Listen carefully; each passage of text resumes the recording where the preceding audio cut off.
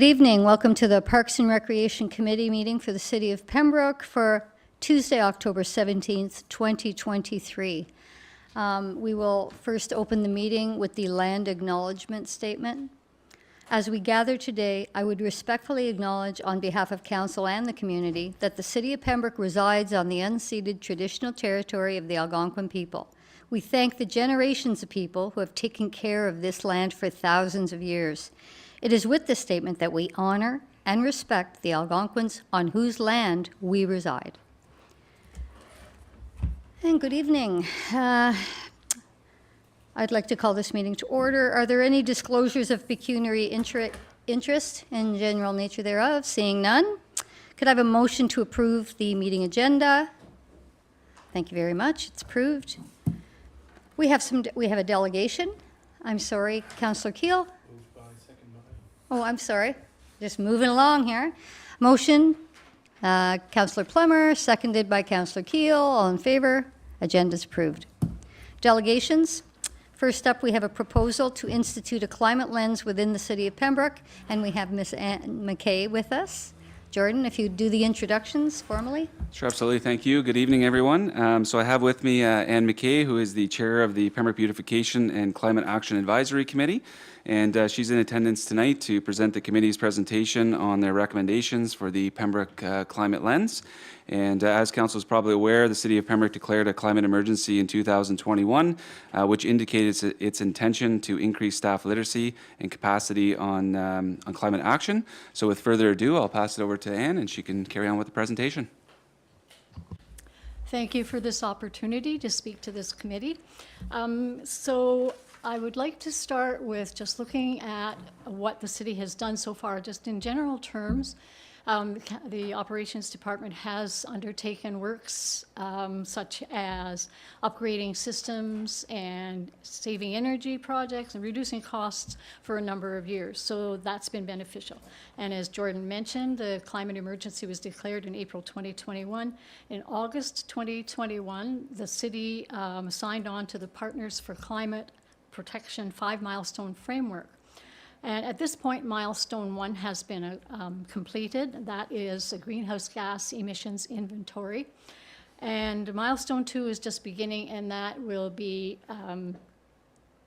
greenhouse gas emissions reduction targets will be set. And the city has supported community-led environmental projects in the past, and some policies and plans have components indicating climate action. And the city's new strategic plan identifies the use of a climate lens as an underlying principle. And this is a key movement. So next slide, please. So if we look at what a climate lens is, we can define it as a process that will bring climate considerations into all city departments. It's an effective approach to increase awareness and understanding of climate implications. It will adjust attitudes and behavior and in all departments and bring an increase in climate-related decisions. Next slide, please. There are definitely benefits to using a climate lens. The staff becomes aware of climate concerns and impacts, and climate considerations will be upfront and normal in all projects, plans, and policies. Municipalities have better access to funding sources, such as with the Federation of Canadian Municipalities. By examining climate implications, we can make decisions now that will reduce future costs and premature retrofits. And a climate lens process aids collaboration within and among city departments. And the city will be leading the community in its climate actions. And what something else we can have access to is online forums where the city can publicly record their climate action progress. Next slide, please. So where can we use a climate lens? Within all departments and for all projects, for developing policies and plans, for increasing and protecting natural assets in land use planning, in procurement and investment, and in preparing for worsening climate impacts that will affect businesses, institutions, and the population. Next slide, please. So if we look at the main components of applying a climate lens, there are a number of things that need to be done. Firstly, it would be to include it in the city's strategic plan, so that's done. That's one big step out of the way. The council would want to indicate its intention to formalize the city's desire to use a climate lens. And for staff to be able to use the climate lens process, they need to be provided with information on climate change, what the city has done so far in climate action, and how the climate is interconnected with their work. So staff should also have someone who they can take discussions to that might be able to help them fill out some answers on climate. The actual climate lens tool itself is a series of questions that help to examine how a project might affect climate or how climate might affect a project. We can look at the guiding questions that other municipalities have produced, and then we would take those questions and we would customize them for the city, so that staff would take those questions and apply it to a project and find out what climate implications there are within that. We would also want to make a change to the council report template so that there is an opportunity for a climate assessment to be noted on there, so that after staff have looked through these questions, they can put it on their reports, and the council will then be aware what has been looked at and what considerations they might want to take, and it will maybe help in the decision making. And to be effective as possible, a climate lens should be required across all departments. You can have a short phase-in period where staff will absorb the necessary information and begin to use the process. But at some point, it should become mandatory for everyone to use the climate lens. Next slide, please. Thank you. You're fast. So for the proposed next steps, since we've already got it in the strategic plan, a resolution from council would be good to indicate their formal intention to have a climate lens process. We would also need to identify and provide educational resources for staff. We would want to recognize staff who maybe could be involved in climate consultation. We would need to develop the assessment questions that would be used by staff and committees. We need to revise the council report template so there is a place where they can put in their findings from the climate assessment. And the climate assessment is just one component of decision making, and it, as I said before, it should be a mandatory component on the report form, and you can set a deadline for starting that mandatory implementation. And I said before, we could record Pembroke's progress on climate action on the Clean Air Partnership Online Atlas. You can just go online and you can see what cities are involved, and you can see all what they have done to date. So the recommendation from the Beautification and Climate Action Committee, through our research, we found that the climate lens is becoming a strong standard working level for municipal climate action. So we propose that a resolution to adopt and implement a climate lens for the city be the next and immediate step in Pembroke's climate action. And thank you for this opportunity. I will answer questions. Thank you very much, Anne. Questions, comments? Councillor Keel? Thank you, Anne. So generally speaking, I'm certainly in favor of this for a number of reasons, not just to be clear, it's not just documenting and showing off what we're doing about climate change. I think certainly, I know the mayor and I had a conversation once about how operations is now having to look at not just necessarily what we have to do now, but putting bigger infrastructure into account for those major, I guess it was rainfalls, your worship, and things like that. So there's actual tangible benefits to staff taking a moment to think about how things have been progressing with climate change and whatnot, and it's having an actual physical, I mean, we know that as humans, but our infrastructure is being physically implemented. So I don't want to go on too much about the positives because I am in favor of it. I'm wondering if this has been, like, do we have a staff position on it in terms of time that it's going to take, or what the staff's thoughts are in terms of including this in every report and stuff? I don't know if that's to you, Mr. DeRoche, or to the CAO. Like, have we looked at that side of things? Again, I'm still in favor of it. I want to know the big picture and the implementation and stuff. Yeah, through you, Chair. So in regards to the kind of, a bit about the question, so in regards to like a dedicated individual on staff that deals with climate change, I know that wasn't your question, but so there isn't one dedicated individual. And it's basically a shared responsibility within all staff.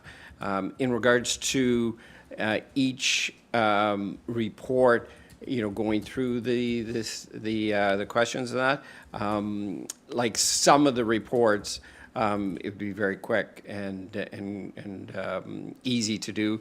Some of them, the questions are already part of the process, and so they're already answered. So it's basically putting in that documentation. So I don't anticipate that it will take very much more, because I think staff is already doing it. Thank you. Just want to thank you for coming this evening and providing the informative report. I'm glad to see an acknowledgement that the City of Pembroke doesn't have its head in the sand. It is trying to, and has been for some time, trying to do different things. And there was a report at one point, my recollection, that pointed out a number of different things in it that was exhaustive, but it was a lengthy list in terms of the LED street lighting and a whole number of other initiatives that weren't. Yes, there was tangible benefits because it saved hydro and so forth, but which saved money. But also there was benefits to the climate and to the environment. Similar to what Councillor Keel is asking, I guess what I was envisioning is that we would receive the report for information purposes, and then at that juncture have staff take a deeper dive in terms of what does it mean, because I think on the same page as what Councillor Keel is saying, we don't want to come across as being negative, but we're also being mindful of, well, what does certain steps cost? And so I know when we had the presentation in terms of milestone 1 and then moving forward to milestone 2, some of the questions, and I'm guilty of some of the questions, is to say, okay, so I don't want to come across as negative, but I recognize that for everything we do, there's a cost associated with it. So what is the costing?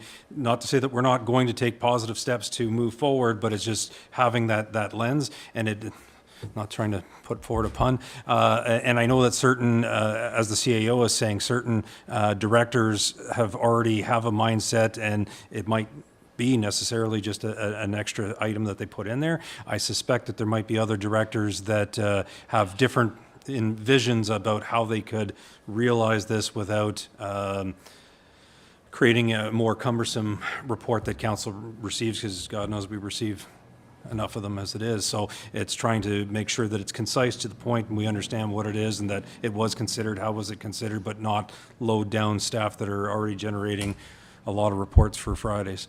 But I do want to thank you, and I do in principle recognize and support what it is that you're saying. Is just like Councillor Keel, concerned about this other portion of it, and just would like to hear from staff in terms of a report coming back as to this is how we could do it. So thank you.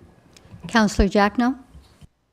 Thank you, Madam Chair, and Ann, for coming, and I know how dedicated and passionate you are to the subject.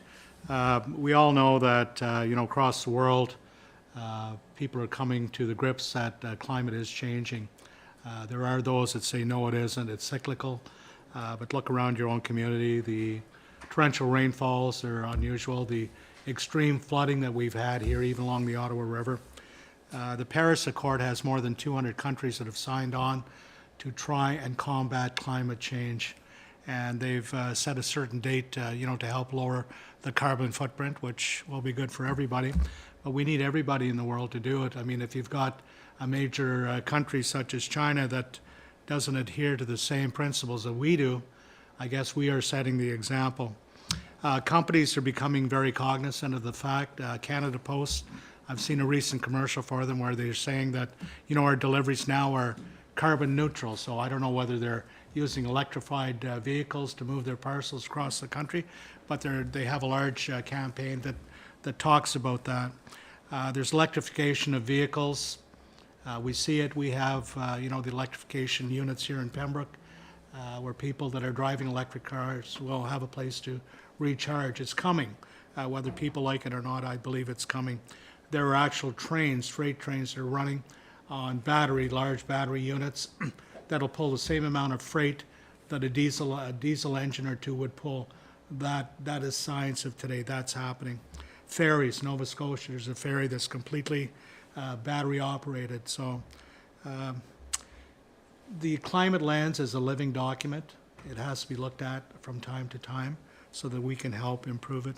And I know from our own local operations department, just recently, to put it in perspective, on George Street, the street where I live, there were some torrential rains and the ditches were flooded out, culverts were washed away. So God bless them all. The operations department came quickly, not because I'm living on that street, but they do a great job. They came and repaired the work. 2 days later, another torrential rainstorm, same effect. Third time they came back, they figured it out. We need stone here, we don't need gravel. So now they are saving money. That's part of the climate lens thinking, that now you're thinking outside of the box. If we did that before, it doesn't necessarily mean it's right. We have to think differently to save money and also be more, more gentle with the planet. Thank you. Deputy Mayor? Thank you. So, Ann, it's opportunistic that you're here tonight because we're going to debate whether we can move the file forward on transit and get more community engagement, hopefully have an electrified transit system, if we can afford it, if it's feasible, and if we are successful with a pilot project. That's just one example. I just want to echo what the mayor said, and I want to thank you publicly for your passion and your expertise, your experience.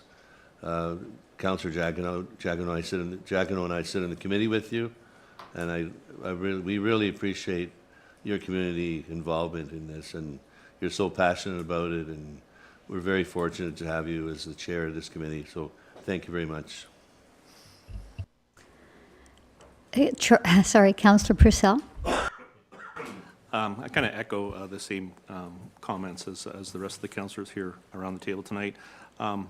Just to put in perspective, the mayor and I had the opportunity just to visit Canadian Nuclear Laboratories, and just by utilizing, mass timber construction, they were able to sequester I think it's 800 in terms of carbon, enough carbon that would actually run 800 homes just through a building.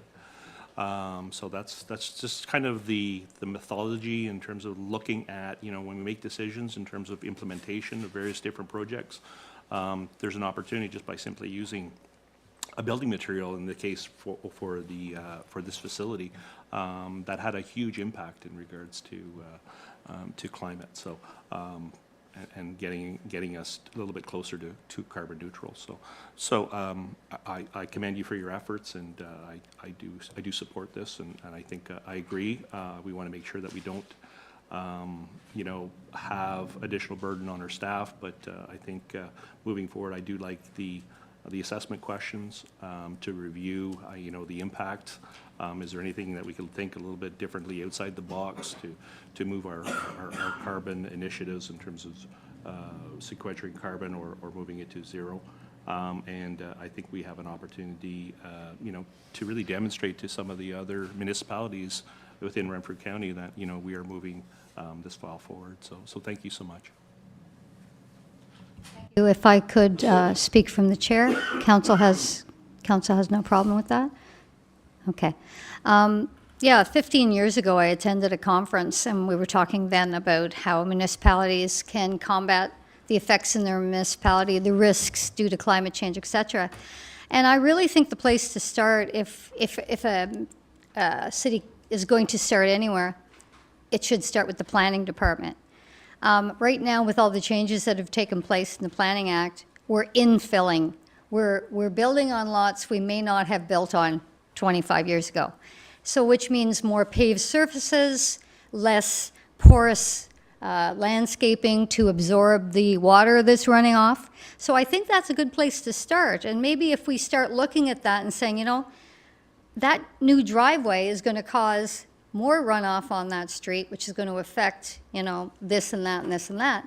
And back then, 15 years ago, they said, why does everything have to be paved nowadays? You know, and that's the worst thing for our environment, really. It's not, the earth is not absorbing that extra moisture that we're seeing. But I really think if we started one department at a time, but planning is a good place to start, because anything new, we could look at it with a different lens. But that's just my comment. So I thank you for coming. If there's no further questions, I'll say good night. Thank you very much. And we'll move on to the next item, the 2022 audited financial statements. And we have someone from Baker Tilly. So good evening. I'll just do a quick introduction here. So under Section 294 of the Municipal Act, a municipality is required to prepare annual financial statements in accordance with generally accepted accounting principles. So with us tonight are city auditors, Mr. Rod Sinclair and Kathleen Hoffman from Baker Tilly, to present the city's 2022 audited financial statements. Thank you. Okay. Thanks, Angela. So I believe everybody should have a copy of the draft financial statements. So I'll take you through it quickly. So before I get started, so these statements are they're a little different than probably what you're used to seeing at meetings. These are consolidated financial statements, so they include the library, the BIA, proportionate share of the Waste Management Board, and the airport. Includes modified equity investment in the two hydro utilities. It also accounts for capital assets and unfunded liabilities. So the statements, they're primarily for external use, like the province primarily, also banks, bonding agencies, et cetera, use these statements. The province has 7 financial indicators that they look at to assess the risk level of municipalities. So we did look at that, and good news is Pembroke had a low rating for each of those 7 financial indicators. So that's great.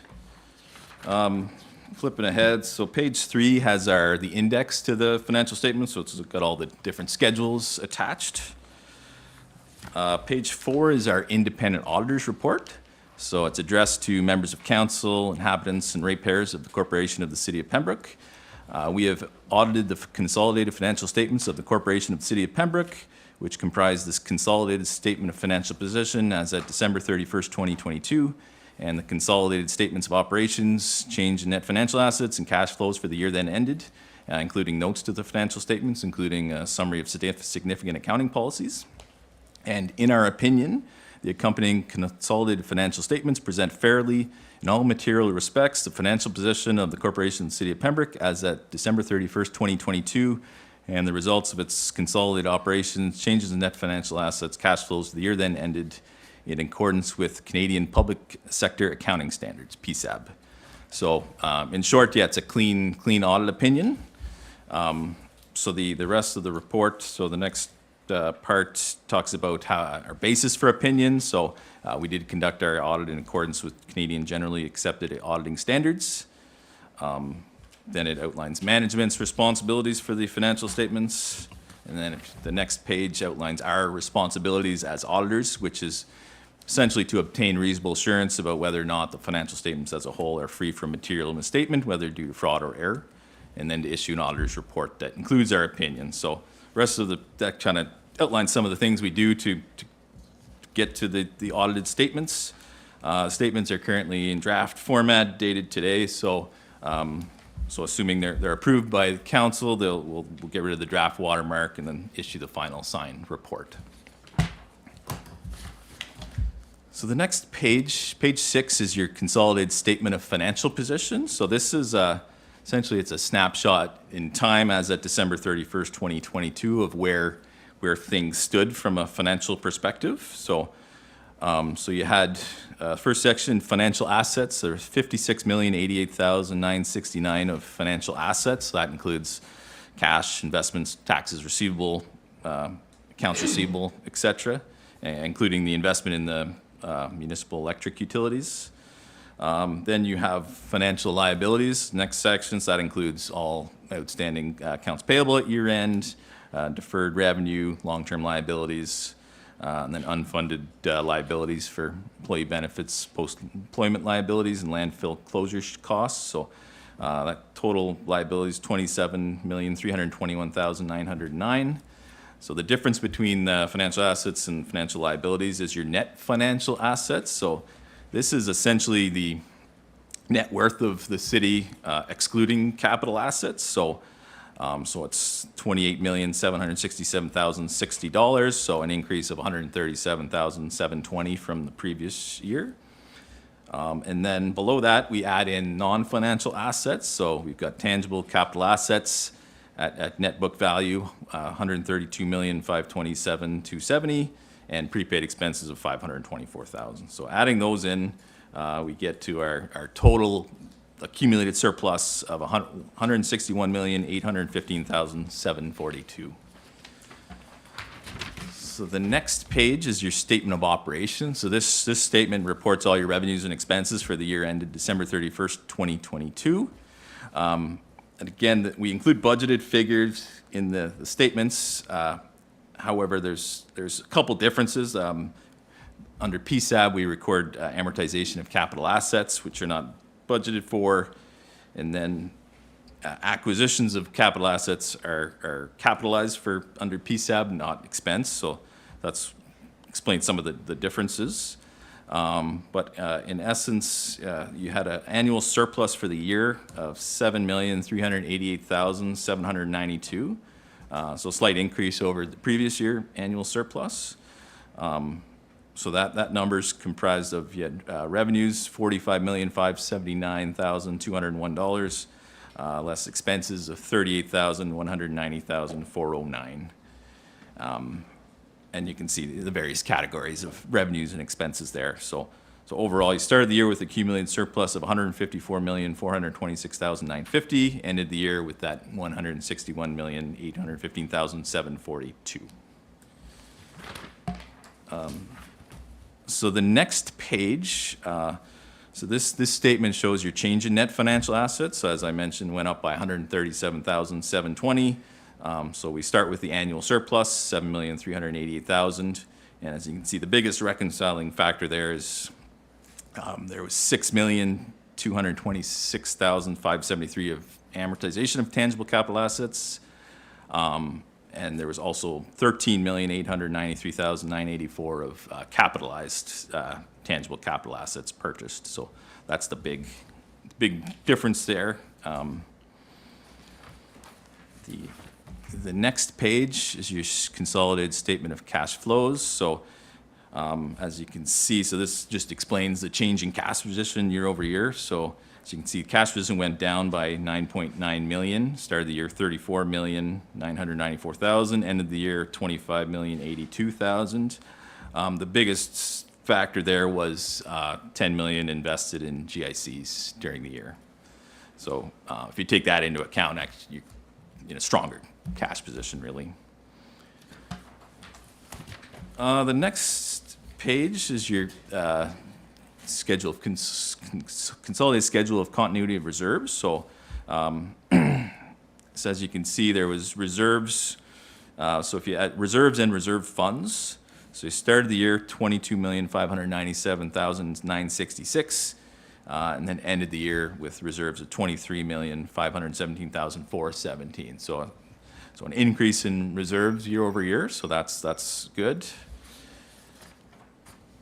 And you can see the various categories there. The next page, this number carries forward to the previous page. So this is the reserve funds. So as you can see, an increase in reserve funds as well from 9.9 million to 10.4 million. But again, that's included in the previous number. Schedule 3 is the consolidated schedule of deferred revenue obligatory. So this shows up as a liability on your statement of financial position. So it's kind of like additional surplus because it is money the city has that can be spent. So the concept is it's deferred, and then it's recognized as revenue when the applicable expenses are incurred. So again, an increase is good, so it went from 1.62 million to 2.19 million end of the year.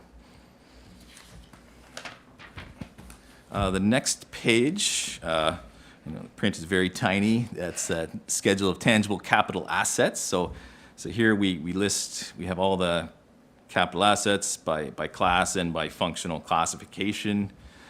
So overall, the net book value was 132,524,270. So that's original cost of all capital assets, $253,197,207, less accumulated amortization of $120,672,937. So the next page, Schedule 5, Schedule of Accumulated Surplus. So this is I like this schedule. This takes your accumulated surplus from the statement of financial position, $161,815,000, and kind of shows you where it is. So as you can see, yeah, there's $10,447,000 of reserve funds, $13 million of reserves. So total reserves and reserve funds, $23,517,417. Then the big one there, invested in capital assets. That's the capital assets of the city. Net book value of $125,756,000. There's general revenue fund, had a surplus of $1,124,998. So this rolls into your 2023 revenue. And then there's the equity in the municipal electric utilities, $13,864,216. And then we deduct the unfunded liabilities for employee benefits and post-employment liabilities and landfill closure and post-closure liabilities. So all that together, yeah, again, gets you to that total accumulated surplus figure. So the next Schedule 6 has, again, this is your statement of operations, but by segment. So I don't have time to go through it all, but that's schedule. The rest of the report is our notes to the financial statements. So I'll go through them quickly. So note 1 describes the significant accounting policies. Again, these are all pretty standard for under public sector accounting standards. So I'll skip ahead to, so note 2, there was a change in accounting policies during the year. So the change didn't impact your bottom line in any way, but it was a change in the vacation pay liability.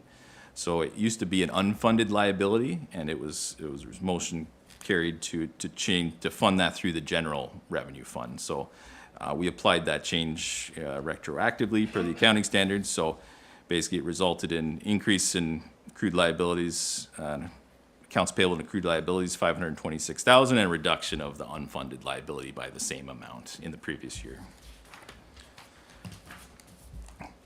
So note 3, which disclosed that some of the cash has been restricted to support reserve funds, reserves, and deferred revenue. Note 4 breaks down your investments into more detail.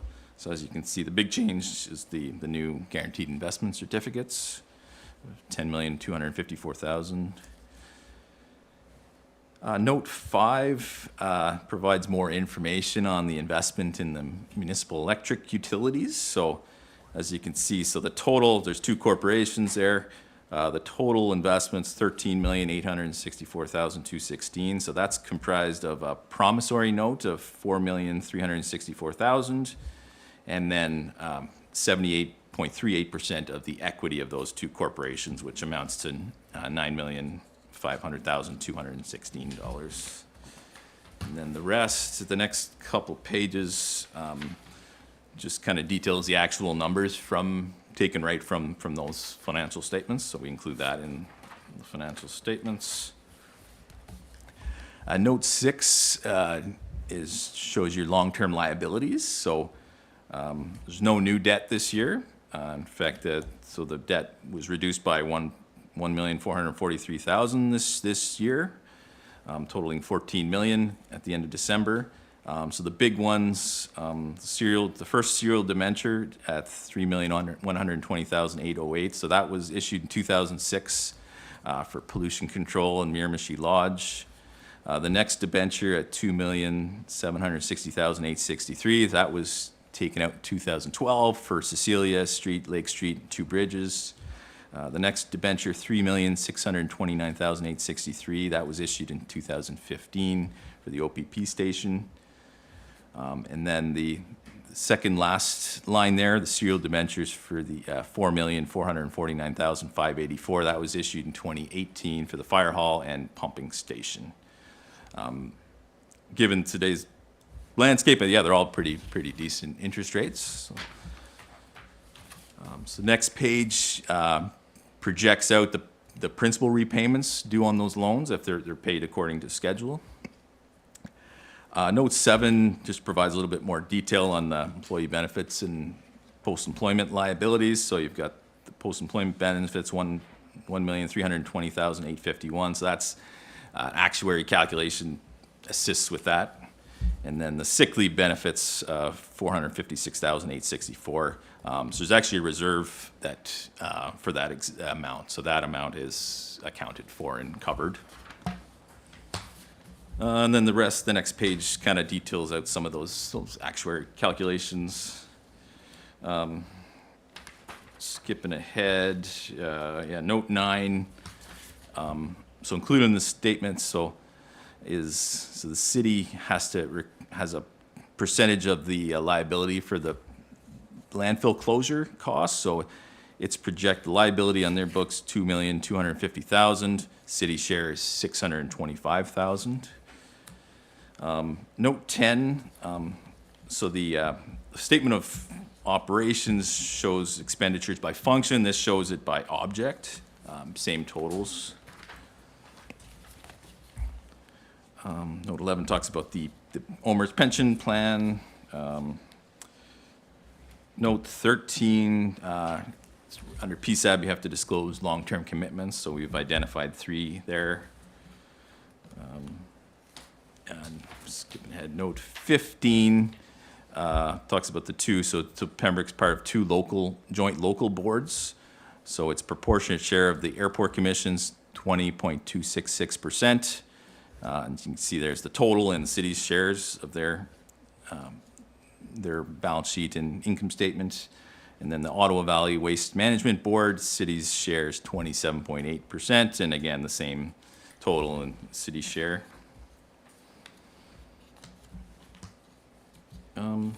So the rest, those are pretty standard notes. I know I went through that very quickly. Are there any questions? Any questions of council? Councillor Jackno. Thank you, Madam Chair. Our borrowing capacity, where are we? Well, that's under one of the financial indicators. You're at a low risk, so I don't have the calculations in front of me, but certainly there is quite a bit of capacity there. You'd probably jump up to moderate risk, but it's quite a large, you could take on quite a bit of debt. Thank you. Yeah. Well, seeing no more questions, I want to thank you. It's a pleasure having you at this table. It's the first time, I believe, that you've presented to us. Okay. Yeah.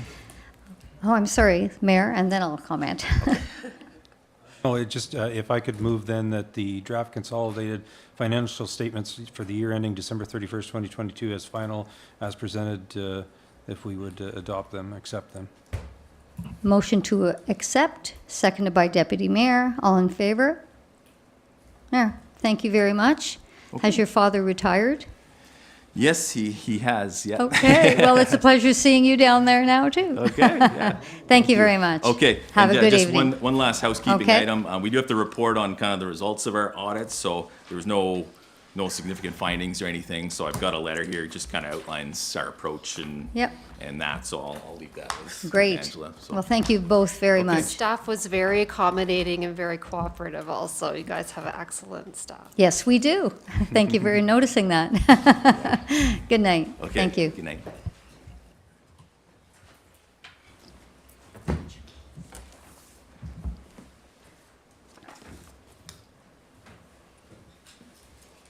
there. Enjoy the rest of the beautiful night.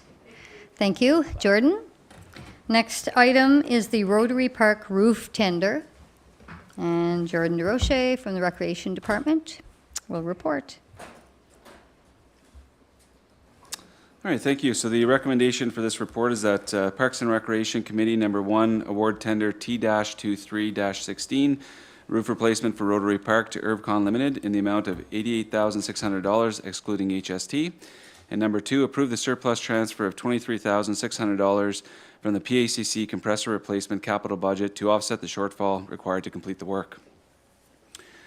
So with the Parks and Recreation capital budget, a tender was prepared for the roof replacement at Rotary Park. The roof is past its life cycle, and we're also experiencing some water damage to the building that will be rectified through a roof replacement. With the tender that was prepared, we did advertise in our local paper, our website, and as well as Merck's. We had 12 companies that picked up the tender package, and we also had an on-site meeting that was scheduled for companies to attend. We had one proponent, who of course was Irvcon Limited, and they submitted their tender price at $88,600.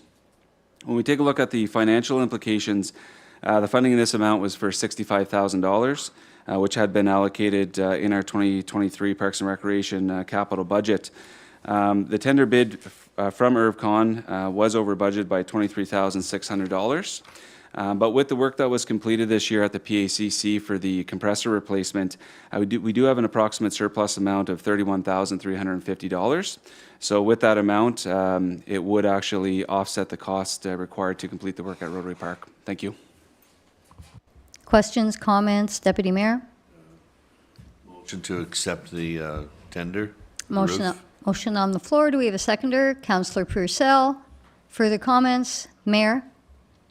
Just a question for staff, and I realize that what I'm going to ask you requires some crystal balling, but with that many different contractors taking out tender packages and only one coming in, any thoughts as to why that would be? Is this roof, I realize it's a strange shape, but any particular thoughts as to why there would be only one bidding on it when so many took out the package? Through the chair, that's a really good question. I mean, I really don't have an answer tonight to tell you. I do see it with some of the tenders. There's just one person bidding on it. Some people, out of curiosity, they'll pick up a package. And then with other tenders that we have, you know, we might have 4 people that are bidding on it. So I really don't have an actual answer to that, but that's kind of what we're seeing in our industry anyway. So. Seeing no further questions, I will ask for, we have a motion on the floor and a seconder, right? Okay, so I'll call the question. All in favor? Approved. Thank you. Next, recreation fee update. Jordan. All right, thank you. So the recommendation for this report is the report is to provide information with an updated fees and charge bylaw that is actually being brought forward later this evening. So with the implementation of the city's online recreation booking software, the Recreation Department's user fee bylaw requires updating to harmonize some of the city's cancellation policy across the different booking types. So this past June, Council may remember that staff brought forward a facility allocation policy with the purpose of establishing general terms and conditions between the user and the owner of the facility, which of course is the City of Pembroke. The revised charges would include the addition of a $10 refund fee to help mitigate the transaction costs as well as the administrative burden that staff will experience. In addition to this, we also have some minor changes to the ball and soccer fees that were missed from the previous update.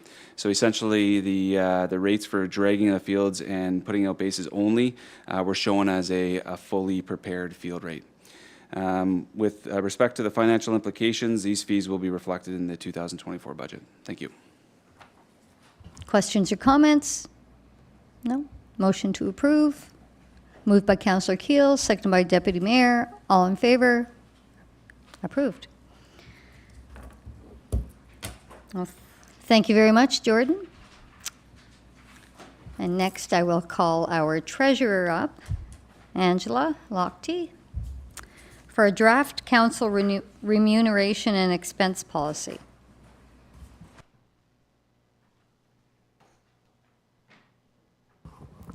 Good evening. So this is just some additional information that was requested at the last meeting.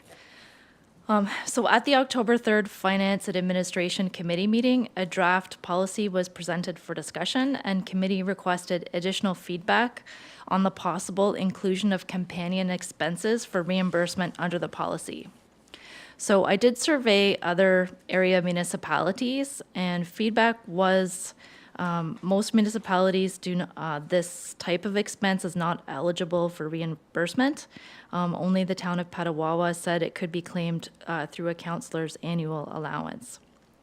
So at the October 3rd meeting, council members also questioned the applicability of the city's code of conduct policies.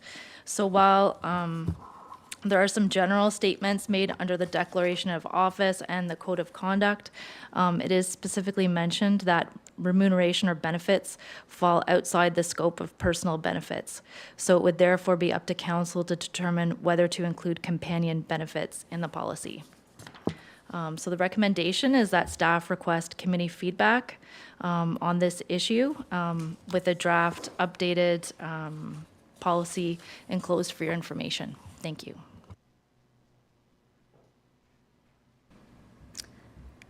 Comments from council? Okay, well, okay, Councillor Keel. So, I mean, personally, I'm mildly indifferent, but that's probably because I don't have a spouse at the moment. But I don't see the problem. So I just quickly checked. I know the Parliament of Canada allows certain travel expenses and that to be used for spouses, and I was curious as to whether the Ontario legislature does, and it does as well. So, I mean, I'm indifferent, but I guess I wanted to at least raise the specter that we would not be the only level of government that does allow travel expenses for spouses. Obviously, the Ontario legislature and the Parliament of Canada have a significantly larger budget than we do, but again, they are our brother and sister levels of government, and certainly they allow it. So if that adds anything to the debate, again, personally, I'm kind of indifferent. Further comments? Councillor Plummer. Well, I've certainly traveled on my own and traveled with my wife. Currently, not for municipal events, currently with my wife, but my opinion is I'm the one that's elected, so the account should cover myself for travel expenses, and if they're coming along as on their own accord. They're not there representing the city. They're there to obviously be your companion. So I'm of the opinion of I wouldn't be, in favor of covering your spouses or significant others' travel expenses. Deputy Mayor. The Association of Municipalities of Ontario have a conference every August, and they have an event and they have a companion package. I don't know what the cost is, but I echo what Councillor Plummer says. I think that the elected person should pay out of their own pocket for the companion and not the taxpayer of Pembroke. Thank you. I'll comment through the chair, just really quickly. We heard this debate the last meeting. The only reason this was brought up was because past practice was that if a spouse was attending, that when the city booked the accommodations, they would also at the same time ask if the companion package was to be booked. So it was included, and it came out of that allotted amount for that councillor's conferences for the year. And I do believe it was a few $100s. So that's why it came up, is because I was on a conference this spring thinking that past practice was still in play. Bought a very expensive dinner ticket, which was way overpriced.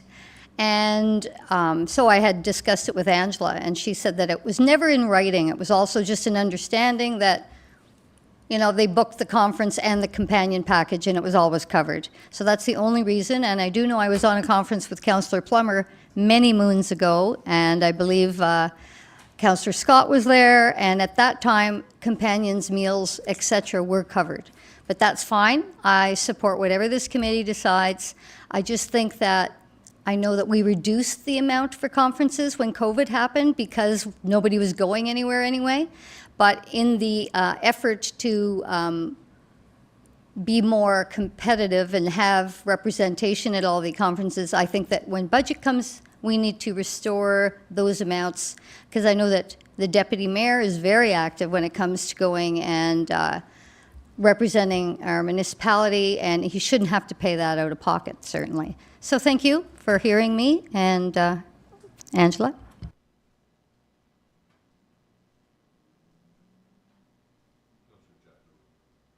Councillor Jackno. Thank you, Madam Chair. Just seeing from the background information of 1, 2, 3, 4, 5, 6, 7 municipalities, 6 out of the 7 do not reimburse for that particular purpose. Is that correct? And I think one of the, I'm not going to mention the municipality, says could be claimed through annual allowance. So I would presume that that amount of money is built into their annual allowance to cover those costs, as opposed to bringing back a receipt and saying, here, you know, the companion's meal would be covered one way or the other. Or do I read that incorrectly? So it's my understanding that for that municipality, there's an annual allowance each member of council gets up to a certain amount, and it could be claimed through that particular allowance. But it's not a definite indicator as a spousal expense, correct? So it's just, there's your loot, here's what you do with it. Mm-hmm. Okay, yeah, I understand. I believe there's one municipality on this list that used to do it that way too. Well, based on what I'm seeing, the majority of people around us are not doing it, so we're here to represent the taxpayer. I think we should keep You have direction? Status quo. Okay, thank you very much. Next item, Ontario Regulation 284-09, 2023 Budget Report. So with the presentation of the city's audited financial statements, staff present this report in step with those statements. So under the Municipal Act, municipalities can prepare and adopt a budget in 2 formats. So the first format includes depreciation, post-employment benefits, solid waste landfill closure costs, and post-closure expenses as part of their budget. But municipalities can opt to exclude those types of expenses from their annual budgeting. So if these costs are excluded, Ontario Regulation 284-09 stipulates that a resolution of council that identifies the exclusions, estimates the change in accumulated surplus for the city, and the projected impact on future capital asset funding requirements must be adopted. So earlier tonight, the city's auditor, Rod Sinclair, presented our 2022 consolidated financial statements. And so the purpose of this report is just to provide an update in step with this Ontario regulation requirement. So a report is attached that meets the requirements, and a resolution will be brought forward to council later this evening. So there is no financial impact of this report on the current budget, but these budgeting changes were introduced to adapt municipal budgeting to promote greater financial sustainability of its infrastructure and increase taxpayer fairness. So by budgeting for and setting aside reserves for these costs as they are incurred, taxpayers then pay the full cost of services received, and this results in greater fairness between current and future taxpayers. So over the past several years, we have been increasing our water and sewer rates in particular, and the gap between the depreciation that the city isn't funding has been closing when you compare that amount to what we're contributing in terms of our capital spending each year.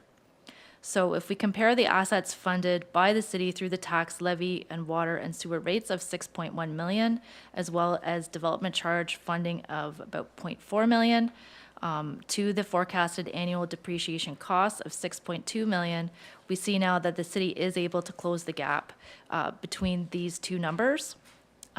certainly continued increases to capital contributions from taxation, as well as additional increases to the water and sewer rates, and future debt will be needed to address the historical gap between these two levels of funding. And attached to the report is the detailed calculation of the adjusted accumulated surplus as required in the regulation. Thank you. Questions, comments? Do you need direction on whether we want to adopt that alternate format? So this is just for information, and Okay. the formal resolution will be part of the council agenda later tonight.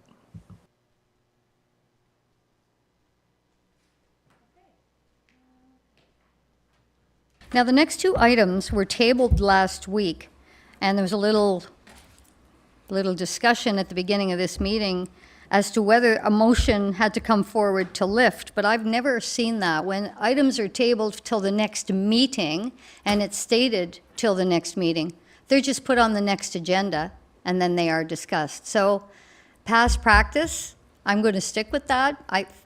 Sorry, if I could ask, yeah, Mr. Unruh? Yeah, so I understand some of the discussion that had gone on, and so I just did a quick search, and so there is a situation that an item could be tabled, or that an item can be postponed. The difference between them is that a tabled item does not come up automatically at the next meeting, but a postponed item does. A tabled item needs a motion to take it from the table, while a postponed item does not. A tabled item can be taken from the table at any time during the same meeting or the next meeting, but a postponed item can only be taken up at the specific time of meeting. I'm not an expert on Robert's rules, but that was some of the information that I received. Thank Point of you. order, what are we speaking about, which item? We are talking about E and F. Thank you. Thank you very much. Mayor? Madam Chair, I was just going to say, if it moves the meeting forward, if you do want a motion, I'm happy to make a motion to lift both of them from the table so that we can move forward with E and F. Okay, both items motion to lift by the mayor, seconded by Councillor Keel. All in favor? Okay, they're lifted and they are now back on the agenda. So, Angela, Pembroke On Demand consideration for a transit pilot project. Thank you. Thank you. So this presentation is an update for discussion on a possible transit pilot project, Pembroke On Demand. So a bit of background. Stakeholders in our community have highlighted the need for affordable transit in Pembroke, and these stakeholders include Algonquin College, our Seniors Advisory Committee, the Pembroke Business Improvement Area, as well as our social service organizations and initial public feedback. So there are many benefits to transit. Transit would make our city age-friendly in conjunction with the WHO Age-Friendly Cities Framework. As well, from an economic standpoint, transit helps people access local jobs, education, stores, and services, which benefit residents, businesses, and other community stakeholders. And from an environmental standpoint, transit, and particularly electric-powered transit, can help reduce local greenhouse gas emissions. So with the support of an FCM grant in 2021-2022, Paradigm Transportation Solutions finalized a transit feasibility for the city, and this study recommended a point-to-point transit system to meet transit demand in Pembroke. So after this study, staff was directed to submit a pre-application to the FCM Green Municipal Fund for a possible 3-year transit pilot project to determine initial eligibility to this program. So if the city was successful in a full application, the city could receive up to $500,000 of grant funding through this program. So our pre-application was approved, and we were invited to submit a formal application to the program for consideration. And program staff have indicated that if an application was made this fall, the city would receive a decision sometime in the new year. So the FCM program isn't the only source of funding available to the city for transit. Other programs do exist, and another such program is a Rural Transit Solutions Fund, the capital stream, and this stream can fund 80%, up to 80% of costs for new or expanded transit solutions that require the purchase of either fleet vehicles, charging stations, and software. But under this program, the city has to commit to a minimum 5-year investment in a transit program. So as part of the transit feasibility study, a SurveyMonkey survey of residents was undertaken in 2021. There were 871 respondents identifying as living in Pembroke, and key feedback from this survey was that 61% said they expected to use transit, 71% said they expect other people they know to use transit, and 72% said they would support an average property tax increase of $25 a year per household. So we did also receive some written feedback as part of that SurveyMonkey survey, and there was written comments, both for and against the concept of transit for the city. Overall, a general comment was that fares have to be kept down to a reasonable level, or even seniors won't use it. Certainly, it's important to keep in mind that the lower the fare, the higher the cost to the city to operate the service. And there were comments both for and against transit. So comments for transit indicated that that it's needed everywhere in the county, given our level of poverty in the area and the age of residents, with lack of transit being a huge barrier to their budgets, grocery shopping, finding work, socializing, recreation, education, and volunteering, with taxis being costly and unreliable. Others indicated that it would be a great addition to the city for seniors and students, that we need a solution that is in keeping with climate change, and that transit between Pembroke and Petawawa would be required as well. So looking at a regional approach. Comments against transit included statements referring to the state of the city's infrastructure and level of taxation. So some comments received, for example, were, fix the road first before worrying about a bus system. Lots of other things could be improved in the city with that many that could benefit more people. Absolutely no to a tax increase. The city already has high taxes. So city staff have reevaluated the project cost from the city's initial submission to the FCM Green Municipal Fund grant. Ultimately, the cost of the project will depend on the number of vehicles required to operate the service within the parameters set by council.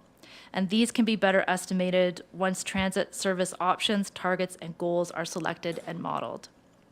So this would include items like defining the service area for a transit service, determining the desired average wait time for people using the system, the locations of stops, the type of stops, if they're virtual or fixed, the number of stops in the area, the desired trip length, the desired trip time, and the number of ride requests we would like to be able to meet with a potential new service.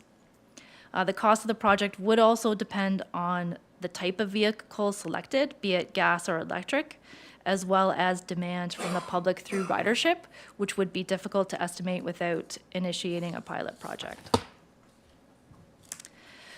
So staff have prepared an overall project forecast, which includes transit operator costs, which would include buses, drivers, software, and back office costs, as well as project management and oversight, marketing, legal fees, stop maintenance and winter control costs, as well as insurance and banking fees. So the net project cost does assume that the city will receive farebox revenues as per the paradigm study, which I believe the typical farebox rate for an adult would be $4. The city receiving FCM Green Municipal Fund grant of $500,000, as well as additional provincial transit gas tax funding. However, the actual cost of the project would not be known until time of tender and would ultimately depend on the number of buses required to meet demand and the hours of service. So again, the more the service is used by residents, the higher the cost to the city. So on this next slide, we can see the range of costs for transit based on updated information, with the low being based on 2 buses, the high being 4, and the medium being possibly 2 plus additional during peak periods or 3.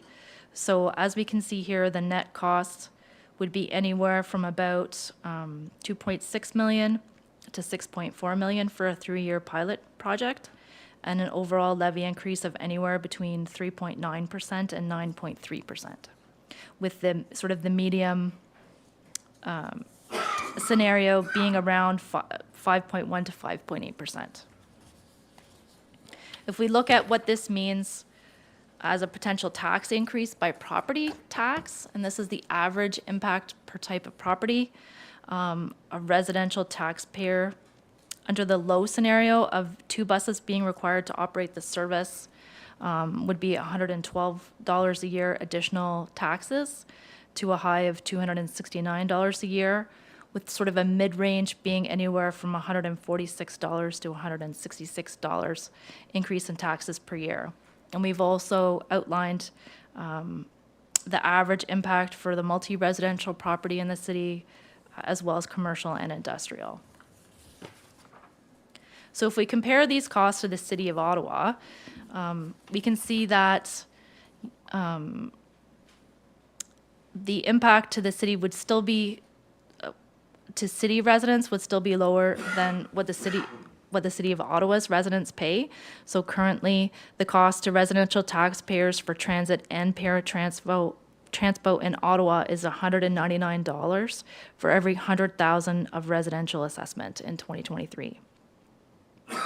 So again, while transit provides an important service to the community, it is not fully funded through fees collected. So as ridership increases, so do costs. And if the city is interested in providing transit services, it has to be prepared to fund the net cost service through the tax base itself. And certainly, as we've seen in other areas of our county, even specialized transit services can experience difficulties in maintaining sustainable service levels within their financial means. So we've certainly seen a report presented to the Town of Renfrew's Council on June 13th regarding the funding difficulties around Renfrew's Sunshine Coach, for example.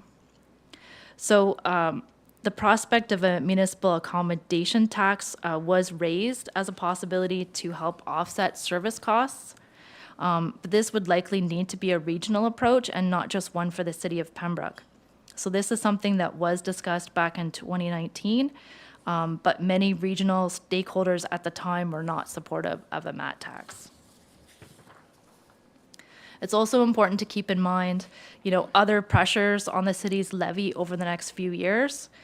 Certainly, as we've seen with our road tenders, we've seen significant price increases in the 20 to 30% range, but we have still kept the funding we provide to capital projects frozen.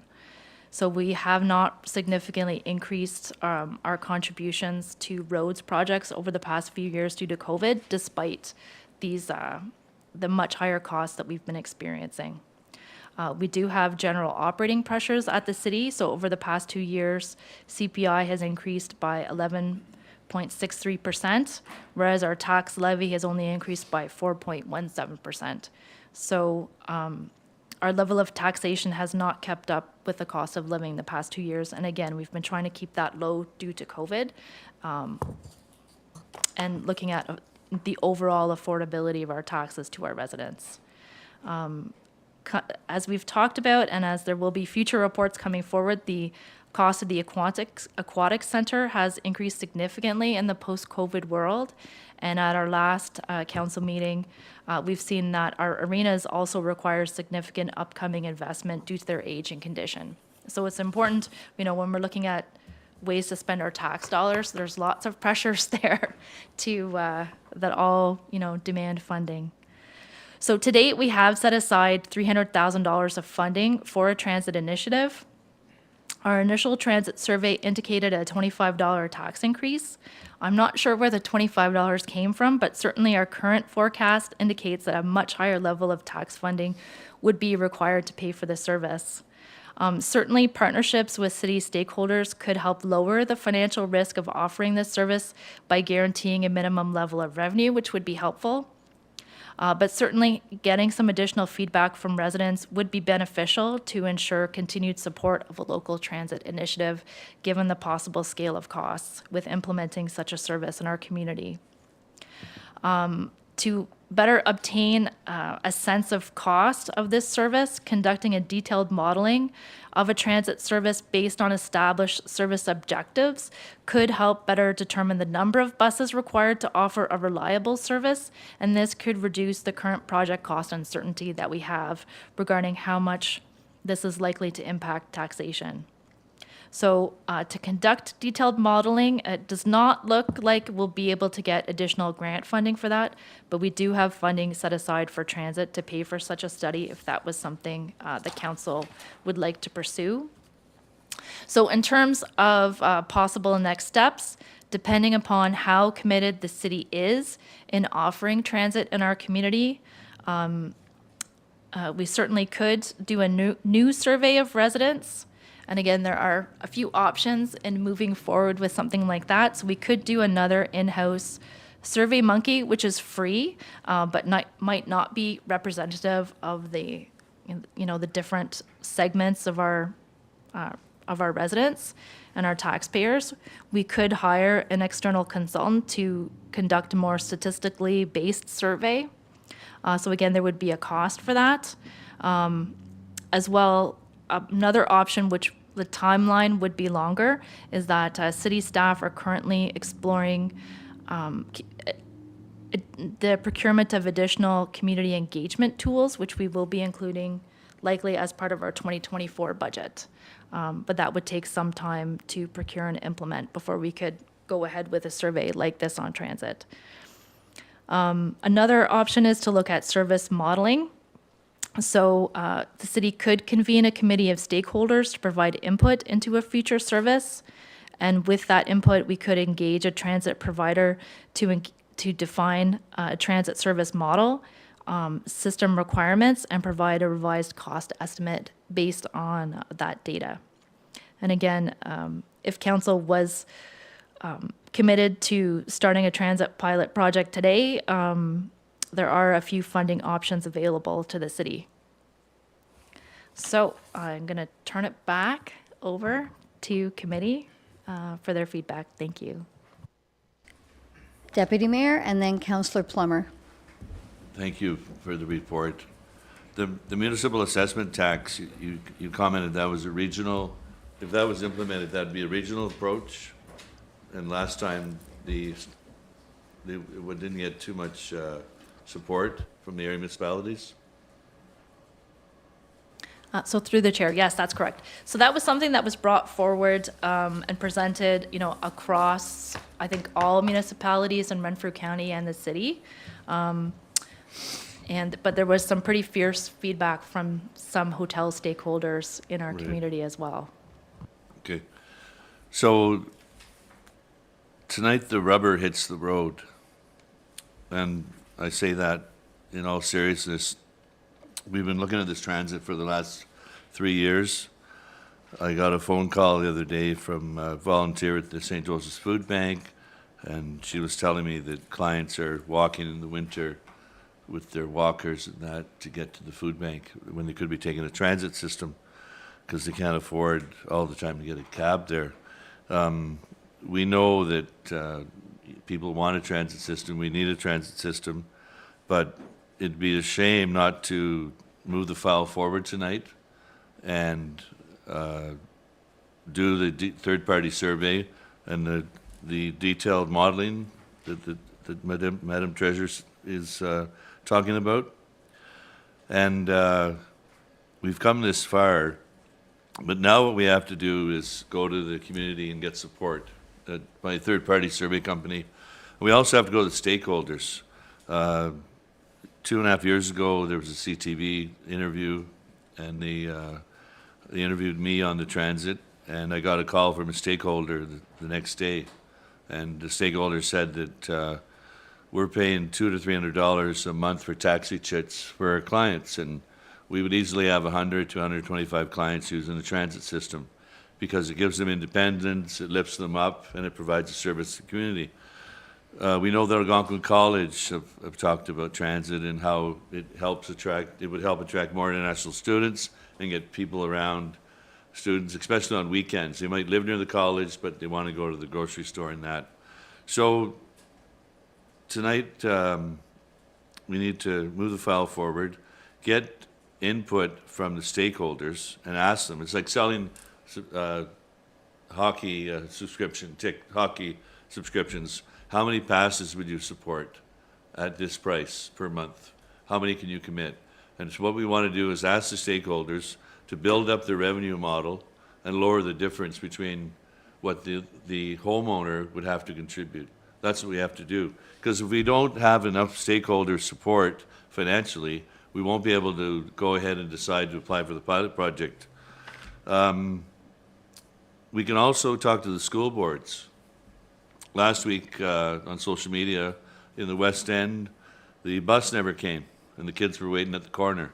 We know there's an issue with school boards, so we can engage the school boards also for possible revenue and possible pilot project participation. We also have businesses that could maybe sponsor a transit system. Would they be interested? Especially if this system went to the Pembroke Mall and then over to the Canadian Tire and Walmart. Maybe they would participate. The support for transit is big, but by doing a third-party survey and engaging stakeholders and asking them a serious question, will you contribute dollars to a transit pilot project? And as the Treasurer stated, we don't know the real costs. I've been to a couple municipal conferences. We've talked to vendors, potential vendors, and there's different costs flying around. So we won't know the true costs until we issue the RFP. So it would be a shame not to move the file forward and possibly do a pilot project if we get the support of the stakeholders via revenue and the community.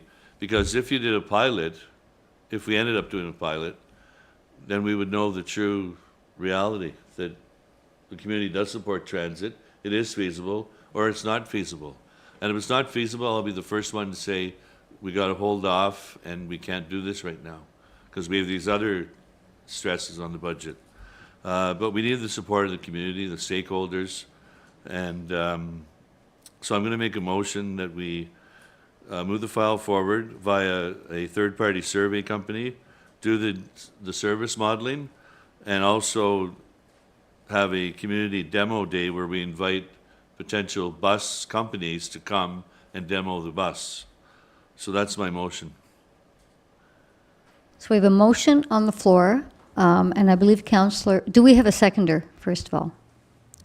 Seconded for discussion. Okay, seconded by Councillor Jackno, and we have Councillor Plummer speaking next, then Councillor Keel. Thank you. So I'll speak this through to the chair. I remember saying that they won't know the true cost until we issue an RFP or run a pilot project. It's like asking a contractor to build them a house and not asking what the bill is going to be. I think that's a little naive in the sense. You need to know your costs. We have projected costs on the screen. Saying that this is wrong or not accurate, I think is a disservice to the report. Even at the minimum level, we're looking at a 3.9% tax increase just for the bus. We are typically, Pembroke tries its best to maintain our budgets at 2% around the cost of inflation. So that's looking at a 6% increase for next year. I don't know what taxpayer is going to say that is a great idea, even if they get a bus service. We haven't even discussed really tonight ridership of how many people are going to even be riding this bus. For simple discussion purposes, say there's 20,000 riders to ride this bus. If you take $100,000 of your budget and your whole goal here, again, is to decrease the fare of taxi fares. So if you say an average taxi fare, I've sat with the council and they've come to us and said, average fare to get around town is $10. So at $100,000, if we just put that in a taxi chit, you get 20,000 rides to get $5 off. That is a substantial less amount than multi-million dollars per year. I wholeheartedly could not support this in the amount of money that we're looking at, knowing the amount of infrastructure we still have to do with a pool that's failed for a grant application, arenas that need repair. At what point do we say, priorities? And I don't want to seem heartless and saying that we don't want buses or have transportation in the city. I just don't see how we can afford it at this point in time. And I'll leave it at that. Thank you. Thank you. Sorry, I believe Councillor Jacquinot is next. Sorry about that. Madam Chair, I think the idea in principle is good. Everybody in the community wants to make it a better community. I believe that Councillor Keel said a couple of weeks ago that he had an elderly aunt or somebody that has lost a vehicle license, needs a way to get around. There's a need, but the need shouldn't exceed the amount of dollars we're going to spend and put it on the back of the taxpayers. There may be other methods of recouping that money, whether it's through a private partnership. There may be other options, and as the Deputy Mayor had indicated earlier, if you get a commitment from Algonquin College, the other groups, the stakeholders that are involved, but we need a solid dollar figure and a commitment. Otherwise, it's not going to fly. It's pie in the sky, as Councillor Plummer said. It's a bottom line. I remember, not going back in old history, but there was a private contractor had the bus. But things have changed now. The guy went through 3 pair of brake shoes every week because he was short, stop and go. Pembroke is not conducive to an east-west, they were going everywhere. Our grid system, our road system is not conducive for busing. It'd have to be straight here and there, and can you make money? But I think there is an opportunity. I don't think we should shoot it down, that we should look at it, but I'm definitely against it having to go on the back of the taxpayer. But there may be other options. There's large corporations that like the business, Canadian Tire, Walmart. I know they're outside of our community, but I'm sure they don't mind giving out Canadian Tire money when the customer comes in and they don't ask them if they were in a car or on a bus. So it all works down to the bottom line. If you can get those corporate commitments, it's a possibility. I mean, if we don't try, how are we going to know? But we shouldn't be spending $5 million to find out how we're going to get there. Thank you. Councillor Keel? So I know when I first got here, Councillor Lafreniere was one of the first people that said, sometimes there's some big, tough decisions that need to be made, and those are going to be the hard ones. I would say so far, this for me is one of the hardest ones. I don't know that I entirely agree with Councillor Plummer that what we're seeing in this report are the minimums, because I think until we design the system, that's the only way we find out how much it costs. But I'll agree with Councillor Plummer that it's going to be significant. In terms of the users in Pembroke, Councillor Jacquinot was off by about 2/3. I have 2 great aunts that don't drive.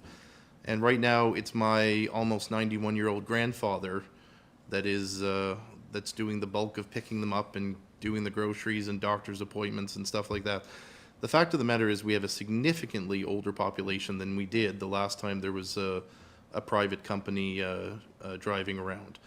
The difference between the city, any municipality running a bus system, and a private corporation is a private company has to earn money. I think in almost, if not every other municipality, there is a component to it that the bus system does not turn a profit. It costs the municipality money to operate. The question is, how much are you willing to lose in that effect? I agree with the Deputy Mayor in terms of the stakeholders. We don't know what kind of stakeholders we have, and I know that there's interest from some large people, and they've sort of been dancing around. But I'm going to agree with Councillor Jacquinot that they need to put up or shut up. They can't just keep asking us for a bus system without committing something towards what they're going to be contributing. But that means taking a step forward. In terms of budgeting, I mean, nobody wants to raise taxes, and Councillor Plummer sort of hit the nail on the head when he said, you know, we have a pool that I think at this point is, I think its current projected budget is beyond what's going to happen. We have 2 hockey rinks that over the next few years, I think was, Madam Treasurer, one I think was 5 and one was 7 million, I think in just the 5-year projection. And then it actually gets worse after that.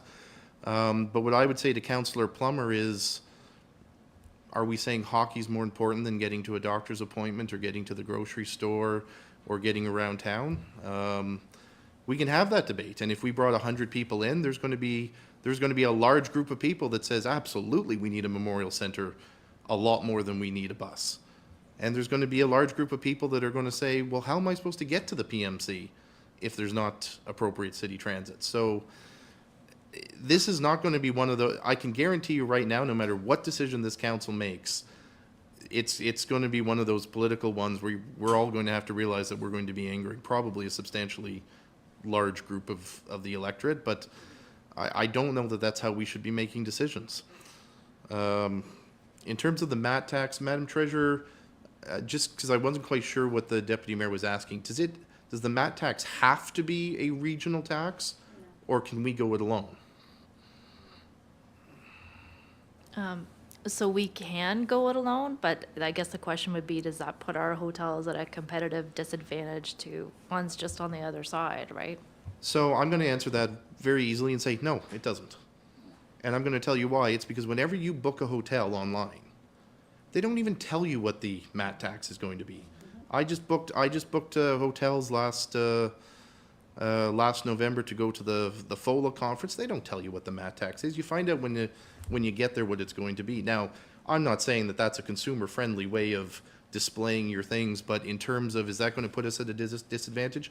Absolutely not, because nobody, when they're booking between Pembroke and Ottawa, are going to even know we have a MAT tax, frankly, until they dive deep into the numbers. So I would like us to explore that one, especially if that helps pay for a bus system. In terms of what in my last minute here, in terms of what the Deputy Mayor was saying, I want a deep consultation. I want an actual survey. I don't want Survey Monkey where, some kid is going to spend 3 hours at night playing a video game and voting 60 times on his different things. I would want us to get into this, and I would want our study to be quite clear in terms of who supports it, how much they're willing to support. I know the last transit study came out with a statistic that the residents of Pembroke would support a $25 increase. But we're not looking at a $25 increase. But it would have been very nice if that same survey would have said, okay, you said yes to a 25, what about a 45? You said yes to a 45, what about a 75? Let's find out where that drop-off is. When you're asking that kind of question, it really should be a drop-off survey. So at the moment, I would support going further. I would support studying this carefully and heavily.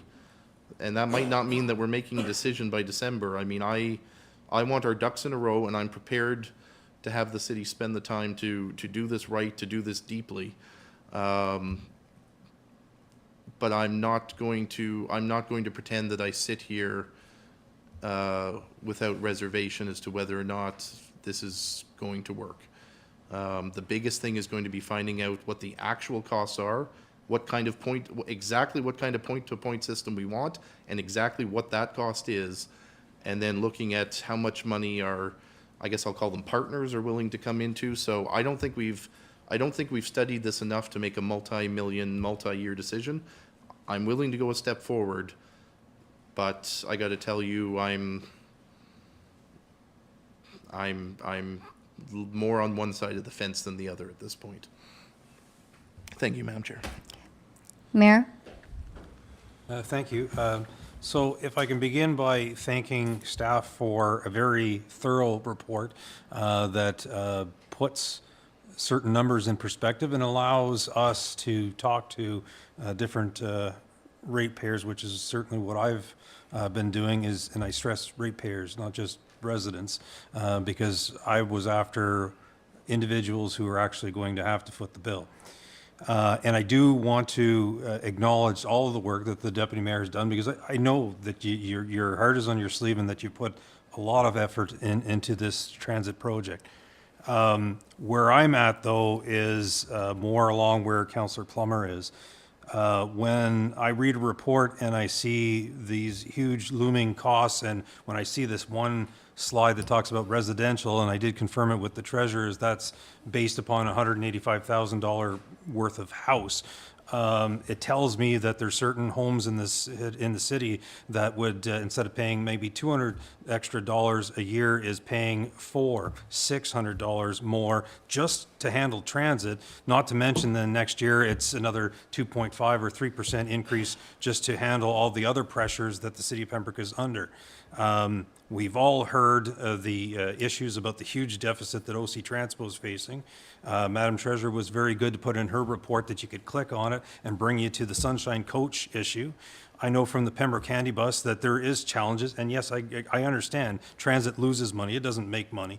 It loses money, and so whenever I read this report and see the significant dollars required to make this transit system function the way it's being proposed, I say I'm not in favor of it.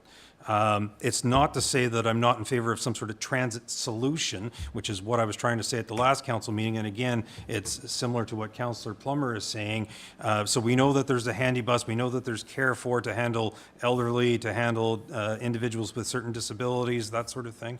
But we know that there's a segment of our population that can't get from point A to point B easily. So they're walking, they're doing other things because they're finding that the cabs are too expensive.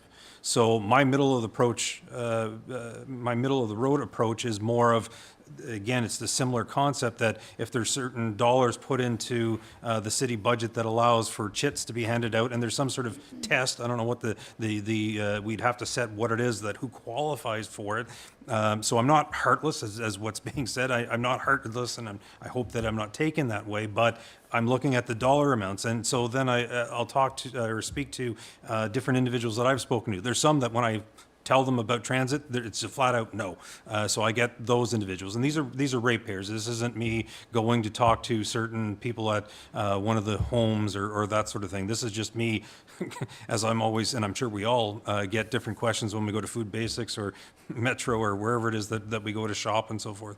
One gentleman that speaks to me every week when I go grocery shopping, and he'll say, I've been watching council's dealing with this now and dealing with that now and so forth. So there's this one particular gentleman who has a history of assisting individuals with need. I'll express it that way.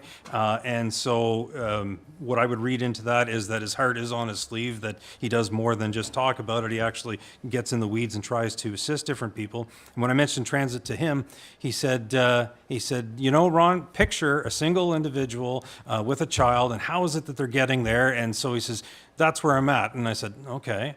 And I said, and so what if, and then I'm using data that I'm provided, I said, what if the increase then to your taxes, because he is a ratepayer in Pembroke, he told me where he lives over the many weekends that we chat. I said, so what if your increase is based upon this chart? And he went, ooh.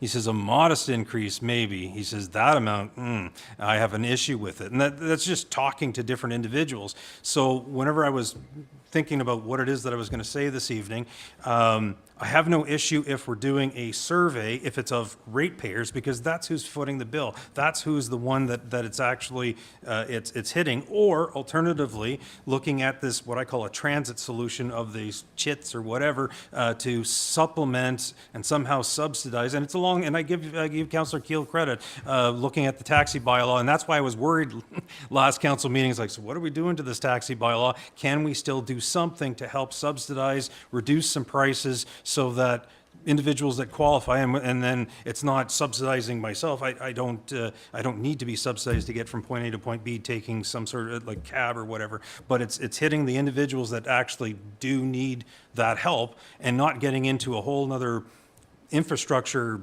process in terms of vehicles and charging stations and everything else, because I know we talked about the rinks, and I know we talked about the pools. We haven't talked about the water tower that we're going to require, and according to our operations staff, apparently, and staging isn't the right word, putting it in different zones to reduce the pressure in certain spots so you don't blow the pipes apart and so forth. And so when you have those kinds of meetings and you say, oh, we got to deal with what now? And so knowing that there's all these different other pressures, and it's not just recreation and the nice things, it's things that are required so that when you turn on the tap, we don't get sued because the water's actually potable and we say that it is, and please drink Pembroke water.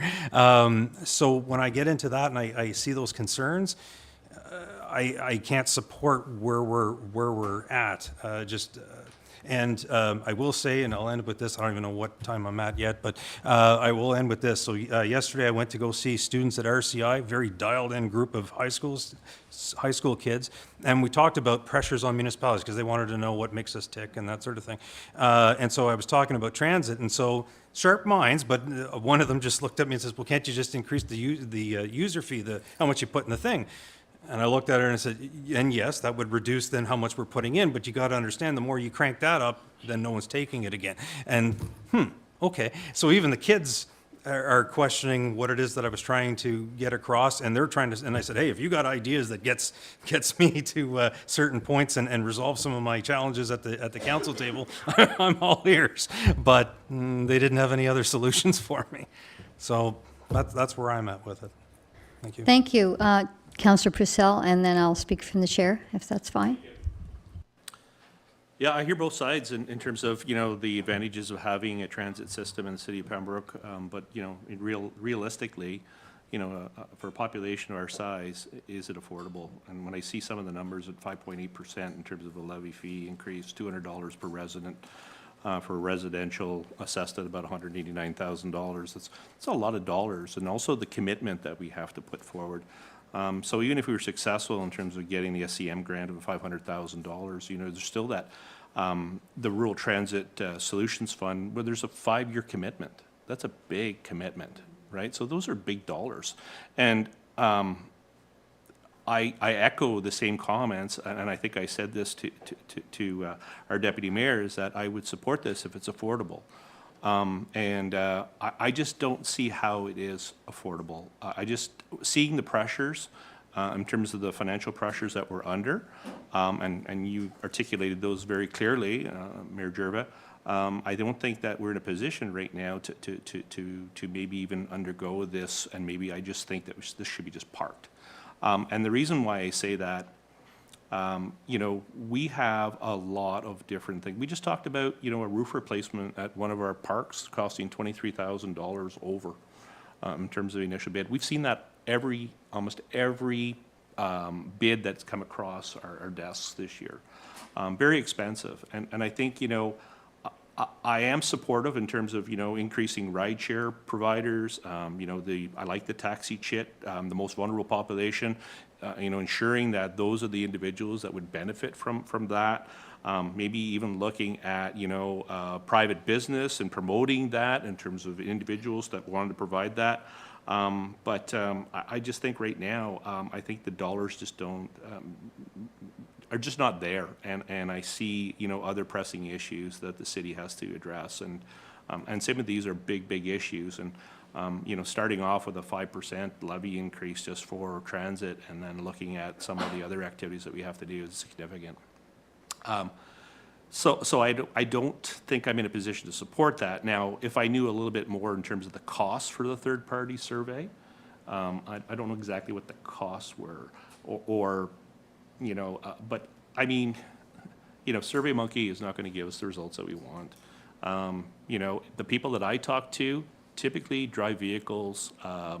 They live, single-family residences. They tend to commute back and forth, and there's really no concerns. But I know the population that we're trying to, to provide those services supports for.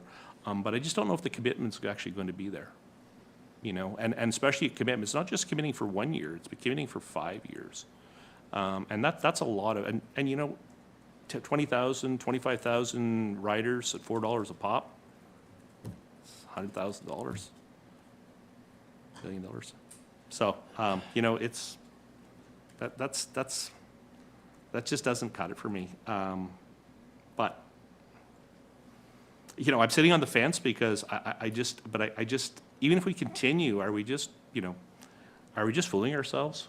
Like, really, we have to look honestly. You know, we may be in a position where we may have to shut down one of our pools because we can't afford to maintain and you know, continue along. You know, and these are things that we have to look at. And you know, the water tower, $14 million investment for a water tower. You know, like I said, our rinks, you know, our roads need to continue. Our infrastructure that we have needs to be addressed. And I think, for me, I would like to see this, you know, parked, but, you know, kind of working at other solutions in regards to rideshare taxi chits and all those private opportunities. So. Thank you. I'd like to speak from the chair, if that's okay. Again, Deputy Mayor's worked a long time on this. He's very passionate about this. And I understand that there is a need in the community. And when I think about when I was sitting on the Seniors Advisory and the surveys were coming back, one of the biggest factors was the cost to take a cab from, let's say, the West End of Pembroke to the Pembroke Mall. I see an opportunity that may be a lot more affordable. And this was brought up briefly at the last meeting we discussed, about a flat rate within the city of Pembroke. Now, if a senior is going to wait at a bus stop, go up the stairs of the bus, and put $4 or $5, and then walk to the back of the bus, and then have to do the same thing, I think they would pay $7 and feel they're getting the same value for a flat rate. If they could take a cab for $7 rather than a bus for $4 or $5, I think they're going to take the cab. And I think that maybe that's what we need to do, is open up the conversations to the cab companies in the city and say, what would it take if we asked you to implement a flat rate within the city limits? So if they get a call from outside the city, it doesn't apply.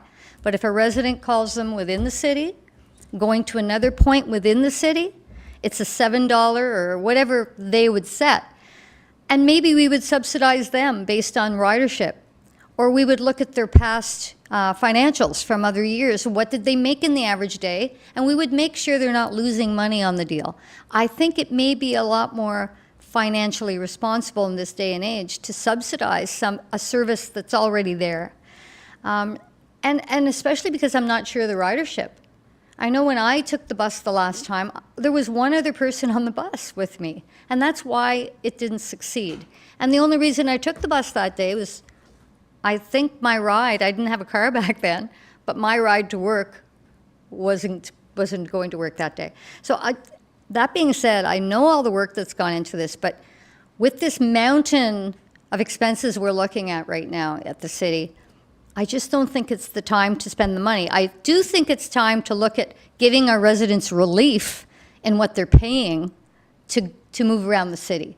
So I think that's what we need to do, and I would invite committee members to say, like, do we want to get together? It's a great time. We've just looked at the bylaw regarding taxis. Maybe it's time. Maybe they are welcoming this. Another final note, I won't go on. What is OW paying them per chit? Like, how is that based? So I don't know how that works, so I'd be interested in finding out. And I believe we're going to wrap it up, but I will let the deputy mayor speak again. I'll be the first person that I know the stresses of what we have, you know, PMC, Pemice 2, the pool, the water tower. But I know that people want transit. We have $300,000 in the budget. I think for the pool, we paid $40,000 for the pool survey a few years ago. All we're asking tonight is to move the file forward. What would happen if somebody said, what if? What if businesses came along I got a text from a downtown business person who owns a major retail outlet downtown, fully supportive of transit. What if we had business sponsors come forward? And what if the school board came forward? And what if the stakeholders came forward and the actual amount of revenue rose enough that it was feasible and the homeowner only had to spend so much a month on the transit fund? What if that happened? And what if we did a pilot project and it was successful? We could possibly change the routes, have 2 buses going up and down the main street only, but to stop it tonight after all this work and effort has gone into it, we should be moving it forward and get community input. Do the survey from a third-party survey company, do the detailed modeling, which will recommend the best system we need, and have the buses come to Pembroke for a demo day and move it forward. And we have the money in the budget that we set aside, and it would be less than 100,000 to do the survey and the detailed modeling, probably. So I think we owe it to the citizens at least to move it forward. And I'll be the first to admit, like I said 3 years ago, if it's not affordable and sustainable, and we come back in 6 months or 8 months with all this information, and if it says this is what it's going to cost, it's not affordable, the community doesn't want it. But if we come in and we have all stakeholder revenue, and they say, we'll partner with you and we'll contribute these dollars, then we might go ahead and consider. You know, Innisfil tried the taxi. Innisfil does the Uber with the taxi, and they're only allowing 15 return rides a month, I believe, and they extended their budget. There's not enough cabs in Pembroke right now to meet all the demand for the citizens. So I think no transit company ever put a taxi out of business. All we're asking, and we're being the residents that I speak to, ratepayers and citizens, because people that live in apartments pay taxes too. People in community housing, they deserve at least, to try and move it forward to see if it will work. And that's all that we're asking. So I hope you consider moving it forward. There's nothing saying that we're going to end up doing it, but we won't know till we get the input. Thank you. So Councillor Keel would like you to repeat your motion, and then because this is a huge issue, I will let every councillor speak one more time if they wish, but very briefly. Thank you. Well, the motion is to engage, hire a third party, do a designated detailed survey in the community through a third-party survey company, not SurveyMonkey. Do the service modeling with the point-to-point to find out where the stops would be, how long it would take to get there, and have the buses come for a demo day if it's feasible, to demonstrate the product and have community engagement. Those 3 items. Councillor Plummer and then Councillor Keel. So I'm not wavering my decision on not supporting the motion. If there was a report to come back what a survey actually costs, because again, echoing Councillor Purcell's, are we at a point throwing good money at bad? Because if the survey is going to cost us $50,000, well, I think we just in last thing we went over $23,000 just in a roof installation. So, there becomes a point where you have to, come to the light and face facts, and then so unfortunately, it's going to be a hard conversation. But you don't want to just keep throwing money and kicking the file down, because at the end of the day, you're still hitting a brick wall. It's not going to be going forward. On the other side, I think I would like to see, as I've seen a few councillors around the table all discuss this alternate idea of some sort of either ride share, taxi chits, flat rate, something to discuss at a future meeting. Say, here's an idea that actually could work, that maybe it's not the gold standard of a buses running around the city, but maybe this is something at a stopgap, because we've said we have financial pressures that are undertaken right now, but maybe in the future we could revisit this program where something becomes available. There's a larger grant. It's not a 5-year commitment. Things like that do happen. Programs are put on by the government, but I think right now moving forward with a pilot project without really knowing the true costs, and the amount of estimated increase in taxes is just not affordable for Pembroke right now. Thank you. Councillor Keel, then Councillor Jackno. So on the one point, and I did forget to, I guess I'm not even good when I write my notes ahead of time. I certainly plan to continue to push forward with the ride share and the taxi, and that's why Ms. Soriel and I have spent a good deal of time discussing that. It's not mutually exclusive. I certainly hope to continue to push that aspect forward, and obviously we can look at other things. I'm wondering, and I don't know if there's going to be an appetite for this, but I'm going to throw it out there. I'm wondering if there would be an appetite to postpone, sorry, Deputy Mayor, to postpone your motion until we can hear from the treasurer in terms of an anticipated timeline to work with the companies in order to in order to have prepared a detailed plan, and to get a costing on the survey in that. Because I agree with Councillor Plummer, I don't necessarily want to throw good money after bad, but I do still find this project to be that important. So I would like to know what kind of timeline and what kind of cost the Deputy Mayor's proposal would be, and if we could postpone a vote on his motion pending you bringing us that information. So I suppose I'm moving to postpone the vote until that time. So this is only a postponement, so there is a motion. Which do we vote on first, the original motion, or does the motion to postpone? Make a motion to table, you vote. But are you postponing or tabling? I guess we'll table it until the treasurer can report on the costing and the timeline. Are you happy with that revision in language? Councillor Purcell? Yes. Okay. A question to the motion? Does that include the third-party survey costs and the detailed modeling? Point of order, so there can be no discussion. The motion to table has to be voted on. Thank you for that. Yeah, thank you So for that we have a mover clarification. and a seconder. Motion to table. All in favor? 1, 2, 3, 4. It is tabled. Okay. So no more discussion. Can we Councillor? have the, those that were against? I'd just like to know who's in favor. You had a number, and who's against. Councillor Keel, Councillor Purcell, Councillor Abdallah were, I believe Councillor Plummer supported it. No, I voted. There was no recorded vote asked for. Yeah, just a point of order. but There was no recorded vote. There was no recorded vote asked for, Thank you. but there were more Sorry, supporting more it. than less. Okay. Thank you. Just want to make I sure voted that against the table. people knew who voted against what should have been.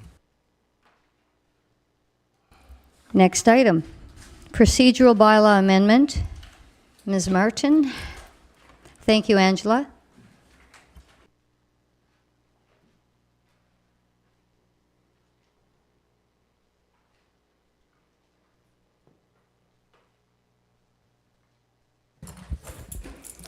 Good evening. So staff have received several recommendations from members of council for revisions to our city's current procedural bylaw. And we've been working on the revisions. However, one particular section, and it's section 8.4 of the current bylaw, which concerns the electronic participation of council members, has become very problematic as it has resulted in members not being able to attend meetings and requires immediate revision. So staff have prepared a draft bylaw for committee to review and comment. But just quickly, section 8.4 and schedule F were created during COVID. It was at a time when we had zero experience with virtual meetings. And the new guidelines that we have developed has eased many of those restrictions. So staff is just looking for committee's direction in regards to the suggested changes that are proposed to bylaw to the Pembroke Procedural Bylaw 2020-61 in regards to the electronic participation council members.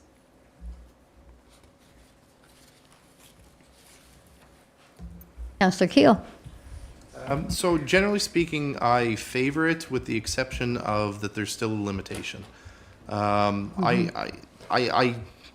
me first say that I understand why we might not want members of council being in Mexico for 6 months a year and not participating in their local community. However, I'm going to suggest that that's an elector's decision. If you're spending too much time zooming into council and the people don't like it, you're going to be out in the next election. And the only reason I say that is because having a number on there, first of all, presumably it goes with the calendar year, which means we're all starting in vacation season in February and March and whatnot anyway. So are you skipping meetings because you're worried that you might be sick in August and September? I think the people send us here with, frankly, a great deal of trust to begin with. I think they can trust us not to abuse the policy, and quite frank, I mean, I don't want to talk out of a turn, but I believe a councillor recently missed a meeting simply because they were slightly under the weather and they didn't want to potentially come in and share that. Well, I'm not going to lie, Madam Clerk, I would be fine if someone feels sick or having a flu of not coming in and sharing it with me. And if you get a cold or a flu 4 times a year, I still want you to participate around the cabinet table. I'm really elevating myself now. Who was honorable a couple weeks ago?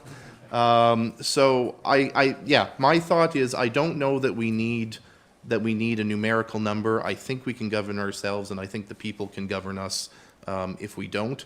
Other than that, I thought it was very well written. Further comments? Councillor Plummer. I would just echo Councillor Keel's position that the number seems really arbitrary as well, seeing that, you could have picked a number out of, there may be someone that is on extended leave for whatever circumstances, and then are they going to be not allowed to participate in meetings then if they're still unable to attend in person? So I certainly wouldn't want to see that. So I would just echo the comments of removing the number. Thank you. Councillor Keel. Sorry, I spoke all about ourselves. I also meant to make the comment tonight that this could help us in terms of recruitment for people that want to run for council. There's people in our community that have small children and maybe fully leaving the house to come to council for several hours a night. There might be people out there as well that they're not sick, but they have to take care of somebody. So allowing potentially additional numbers of Zoom meetings might actually open up this council to more people that otherwise might not run. From the chair, I agree with Councillor Keel, but we'd have to add some language in there. If someone was going to stay home for childcare reasons or just because they were looking after someone else and could not leave the home, that would have to be added, some kind of language around family responsibility or something like that. But I do agree that limiting the number of times would really restrain council members possibly. So I would agree with that, and maybe some language. So I don't know how everyone else feels about the other stipulation that Councillor Keel mentioned.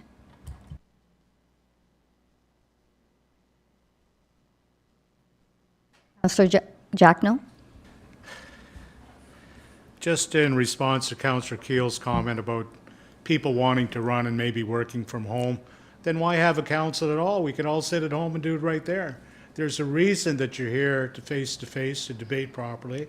And I understand what you're saying, but I feel in consequence you're losing tradition.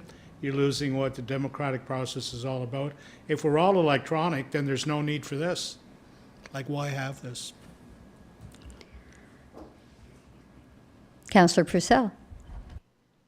You can appreciate some of the initiatives that were put in place as a result of COVID.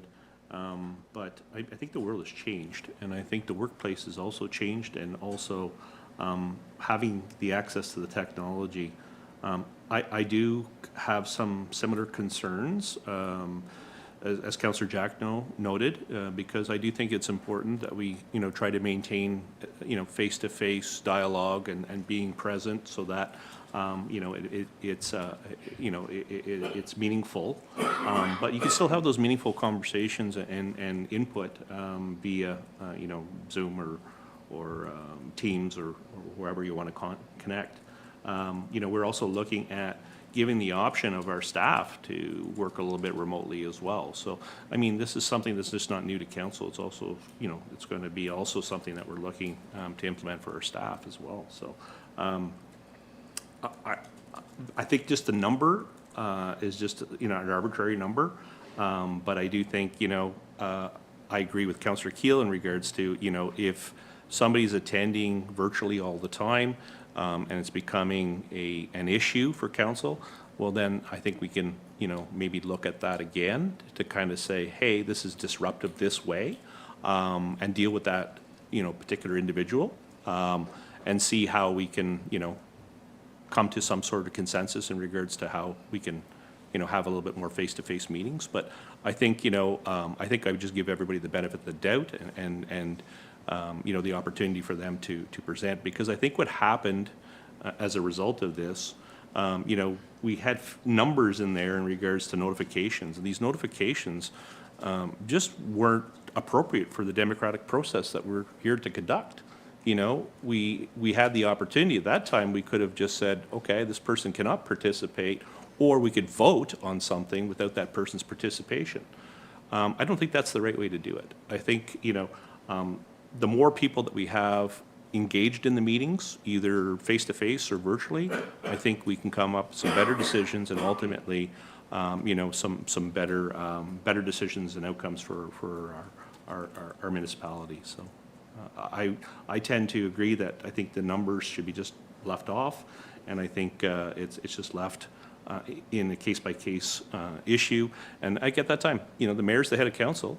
You know, if there's an issue, tap somebody on the shoulder, tap the councillor on the shoulder and say, hey, well, you know, when this is happening, it's kind of a bit disruptive. And how can we work together to get you, you know, a little bit more engaged face-to-face instead of virtually. Okay, so we probably need sorry, Deputy Mayor. Okay, I'm here. I agree, it should be open. It should be open because, you know, it should be flexible. If somebody gets sick, maybe they need a few months off, but they still want to, they're still able to participate. And I think if somebody runs for the city council, you know, you'd like to think that they're not going to Zoom in every meeting. I think there's a responsibility to come to City Hall and meet in person. So, you know, you'd hope that nobody would take advantage of it, or they, you know, like Councillor Keel said, they'd get the boot probably next election. And it says here the mayor will have shall have discretion to allow electronic participation to members if deemed appropriate. So I like that also. So it should be open, and we can revisit it if we have to and see how it goes. Question, Councillor Keel? I'm just wondering the mayor's discretion and where the deputy mayor thinks that would fit in. So the mayor can choose to not allow you to participate at his pleasure. I'm not sure about your last comment and whether that one is appropriate, frankly. Well, it says the mayor shall have the discretion to allow additional electronic participation to members if it's deemed appropriate. But if we get rid of the number, then you won't need that. Thank you. So, do you need a motion?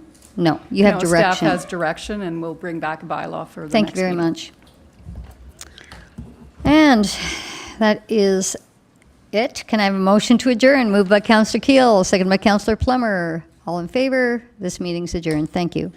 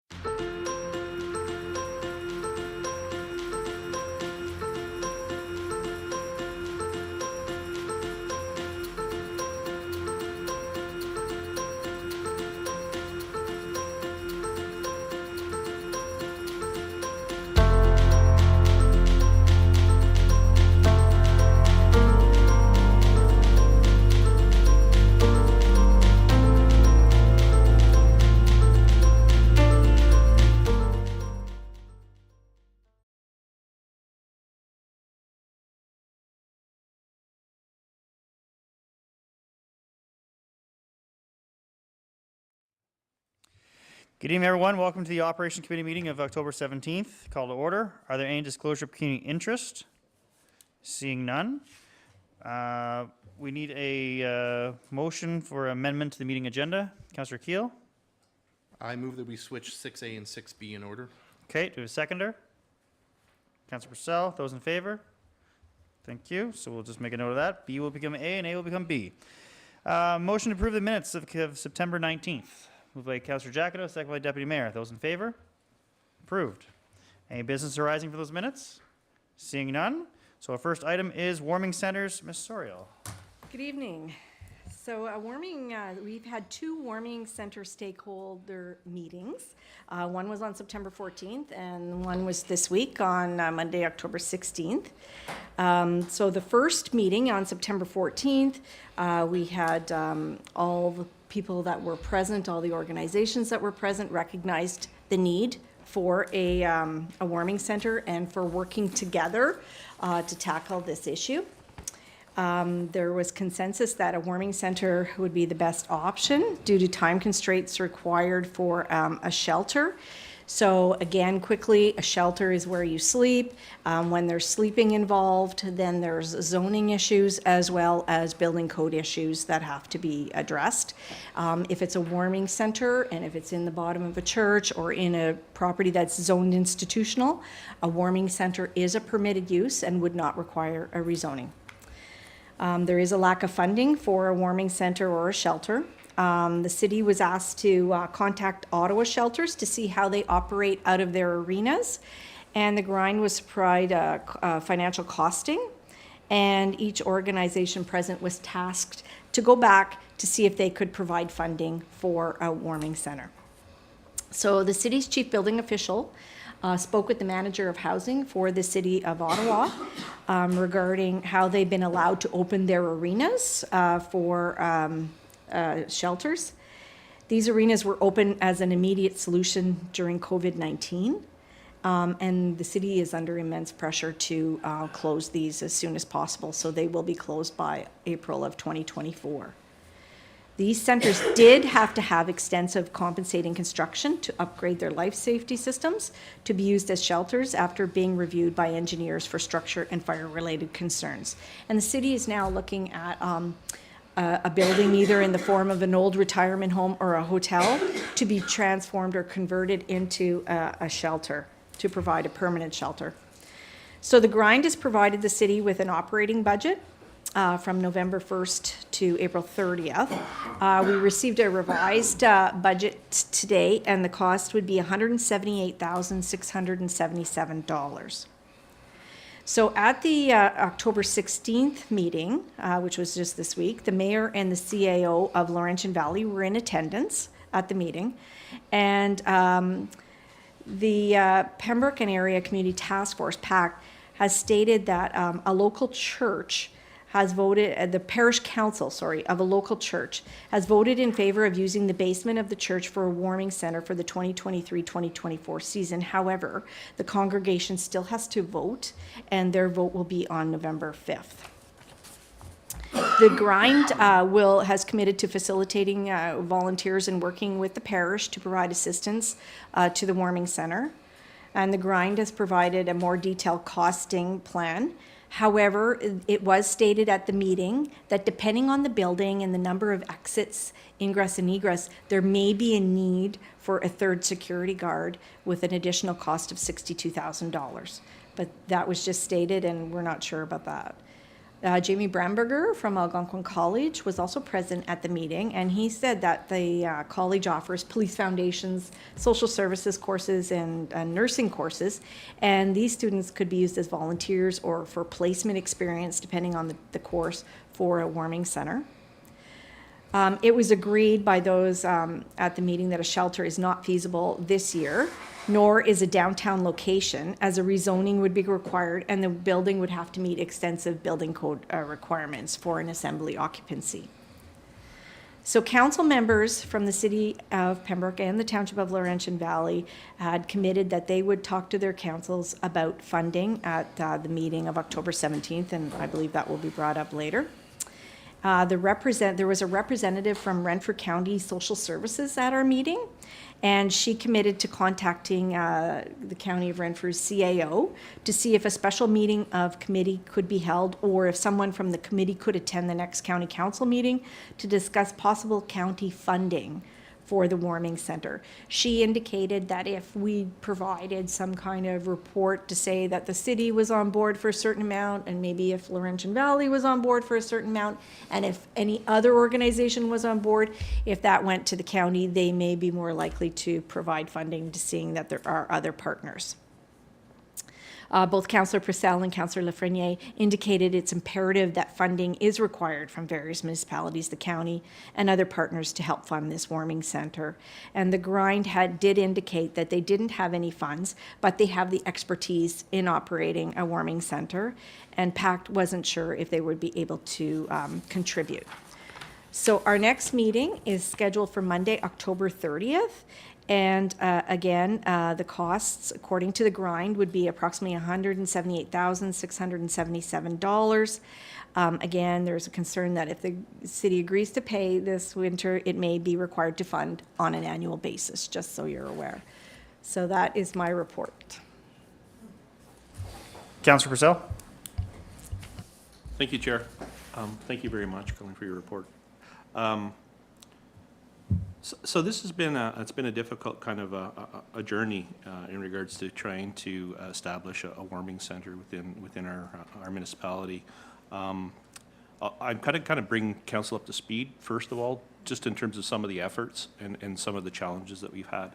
I brought it forward at the Health Committee meeting in regards to establishing a warming center. Unfortunately, I was told probably the day or 2 days prior that it didn't meet the terms of reference for the Health Committee. It was more the Social Services Committee. So at that time, I reached out to Ed, Councillor Jackno, and it just wasn't enough time to present appropriately. So just so you're aware that there's some background here.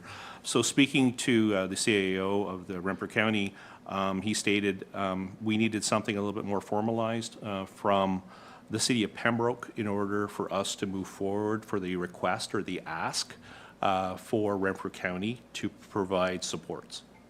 So tonight, I'm actually motioning that we support a homelessness emergency, and I'm requesting financial support for a warming center. So whereas homelessness is a critical issue affecting the residents of Ontario, in particular during the winter months, individuals experiencing homelessness face increased risks to their health and safety due to extreme cold temperatures. Whereas the provision of a warming center and access to warm spaces is essential in addressing the immediate needs of individuals experiencing homelessness, ensuring their well-being and preventing harm caused by exposure of severe weather conditions. And whereas the municipality City of Pembroke recognizes its responsibility to protect the health and safety of all its residents, including those without stable housing. Whereas Renfrew County Council has the capacity to provide financial support for the establishment and operation of a warming center within the City of Pembroke, which would offer a safe and warm place for individuals experiencing homelessness during cold weather emergencies. Therefore, be resolved that the municipality of the City of Pembroke declares a homelessness emergency to address the urgent need of a warming center and support the individuals experiencing homelessness during the cold winter months. The Council of the City of Pembroke requests financial support from the Renfrew County Council to establish and operate a warming center within the municipality to provide refuge for individuals experiencing homelessness during extreme weather conditions. The City of Pembroke commits to working collaboratively with Renfrew County Council, local community organizations, and relevant stakeholders to develop a sustainable funding model for the ongoing operations of the warming center. Be it further resolved that the Council of the City of Pembroke will communicate this motion to Renfrew County Council, local community organizations, and relevant stakeholders to foster collaboration and garner support for addressing homelessness, ensuring that the well-being of all residents. I think this is the motion I would like to bring forward to get a little bit more traction in terms of the ask. And I know that Councillor Lafreniere and I have had some discussions in regards to an ask for the City of Pembroke to contribute. We're here to look for about $100,000 to support the operations of a warming center for this year. So that's the 23-24 winter season. And we have other organizations such as PACT, and they have representatives here in the gallery tonight, that are residents, clergy, concerned individuals that are willing to also contribute. And so I think between Renfrew County, City of Pembroke, other organizations, we can put something together because the time is now. We've had a pleasant day today. It wasn't so pleasant on the weekend. I certainly wouldn't want to be outside.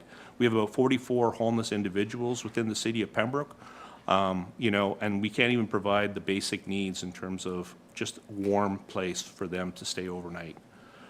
So this is what I'm asking, and this is the motion, and I know that it's been seconded by Councillor Lafreniere, and I think this is something I think that, it makes sense to do. I think we have to get the ball rolling. We have an opportunity here to really make a difference in some individuals' lives, and making sure that they're, that they remain safe, and especially in a safe setting. And, I spoke previous council meeting that I attended the Grace Inn, and that's more of a shelter. I do think, down the road, and I think, we can get into some of the other municipalities, because I think they all recognize, in terms of those municipalities within the Renfrew County, that Pembroke has the brunt of this issue. And the reason we have the brunt of this issue is because we have all the supports and services. We have addiction treatment services, we have hospital services, we have addiction treatment services. So all these things are located within the City of Pembroke.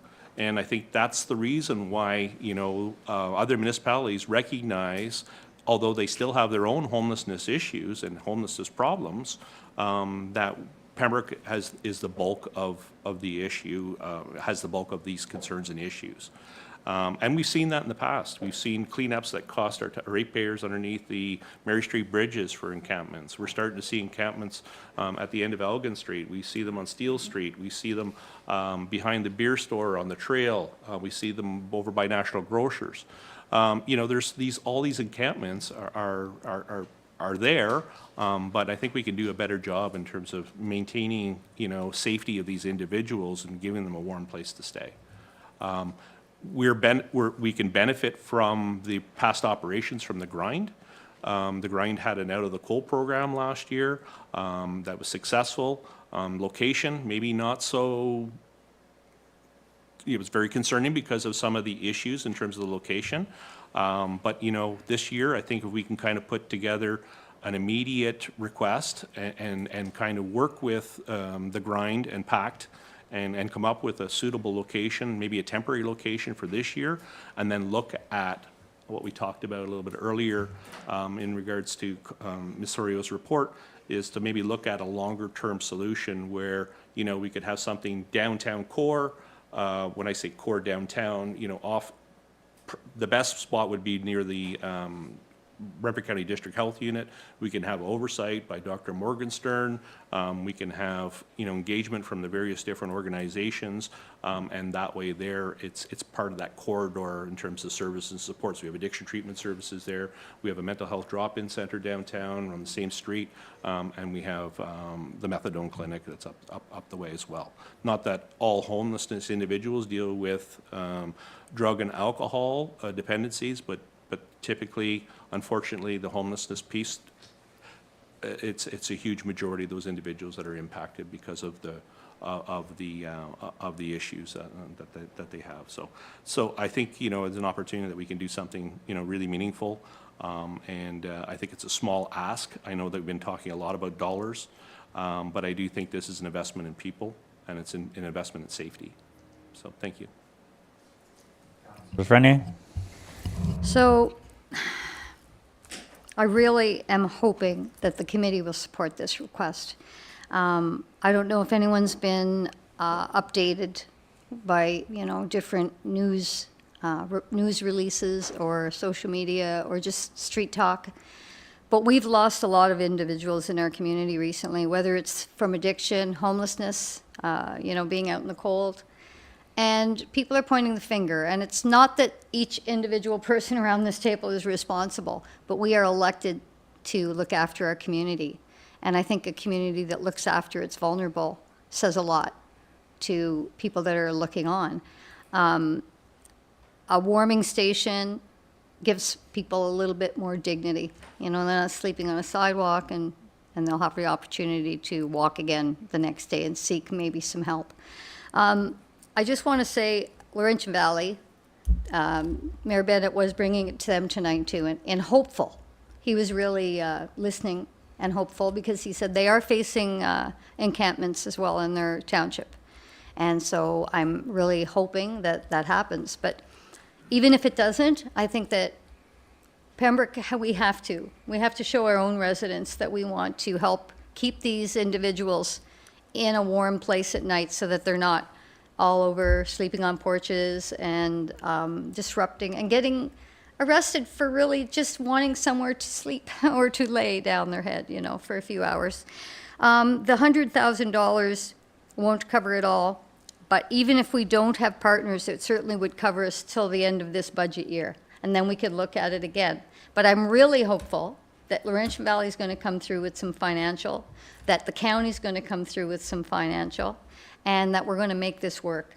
So I'm really hoping you'll support the $100,000 tonight, so that we can say to the other communities, this is what Pembroke has come with.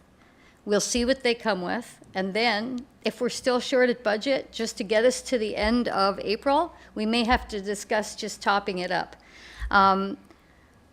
The total cost, if we have to get another security, and that won't be unknown until we have someone actually look at this church facility. If we have to add another security, it's going to be a total of $236,000 for 6 months. Okay, so it's, you know, it's about $40,000 a month to run this program. But like I said, this 100 will get us through till the end of January, even if we don't get other funding, and then we'll have to look at it at budgets. But personally, I don't want to find someone frozen in my backyard and know that I could have had influenced, you know, a different outcome for that individual. So thank you. Mr. Mayor.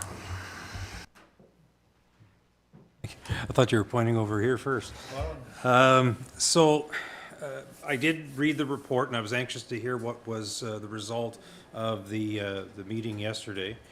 The grind certainly did, the Out of the Cold program was scrutinized for what it did, both monetarily as well as what it was attempting to do. And I think I commend them, and I still commend them, despite the fact that some want to make comments against me for that. But they saw the need, and they decided to try and move forward. And I get it. Sometimes they move forward in a way that they move forward without asking certain permissions first. But they did move forward. They did recognize the need, and they wanted to move forward to try and meet the needs of the vulnerable people in the community.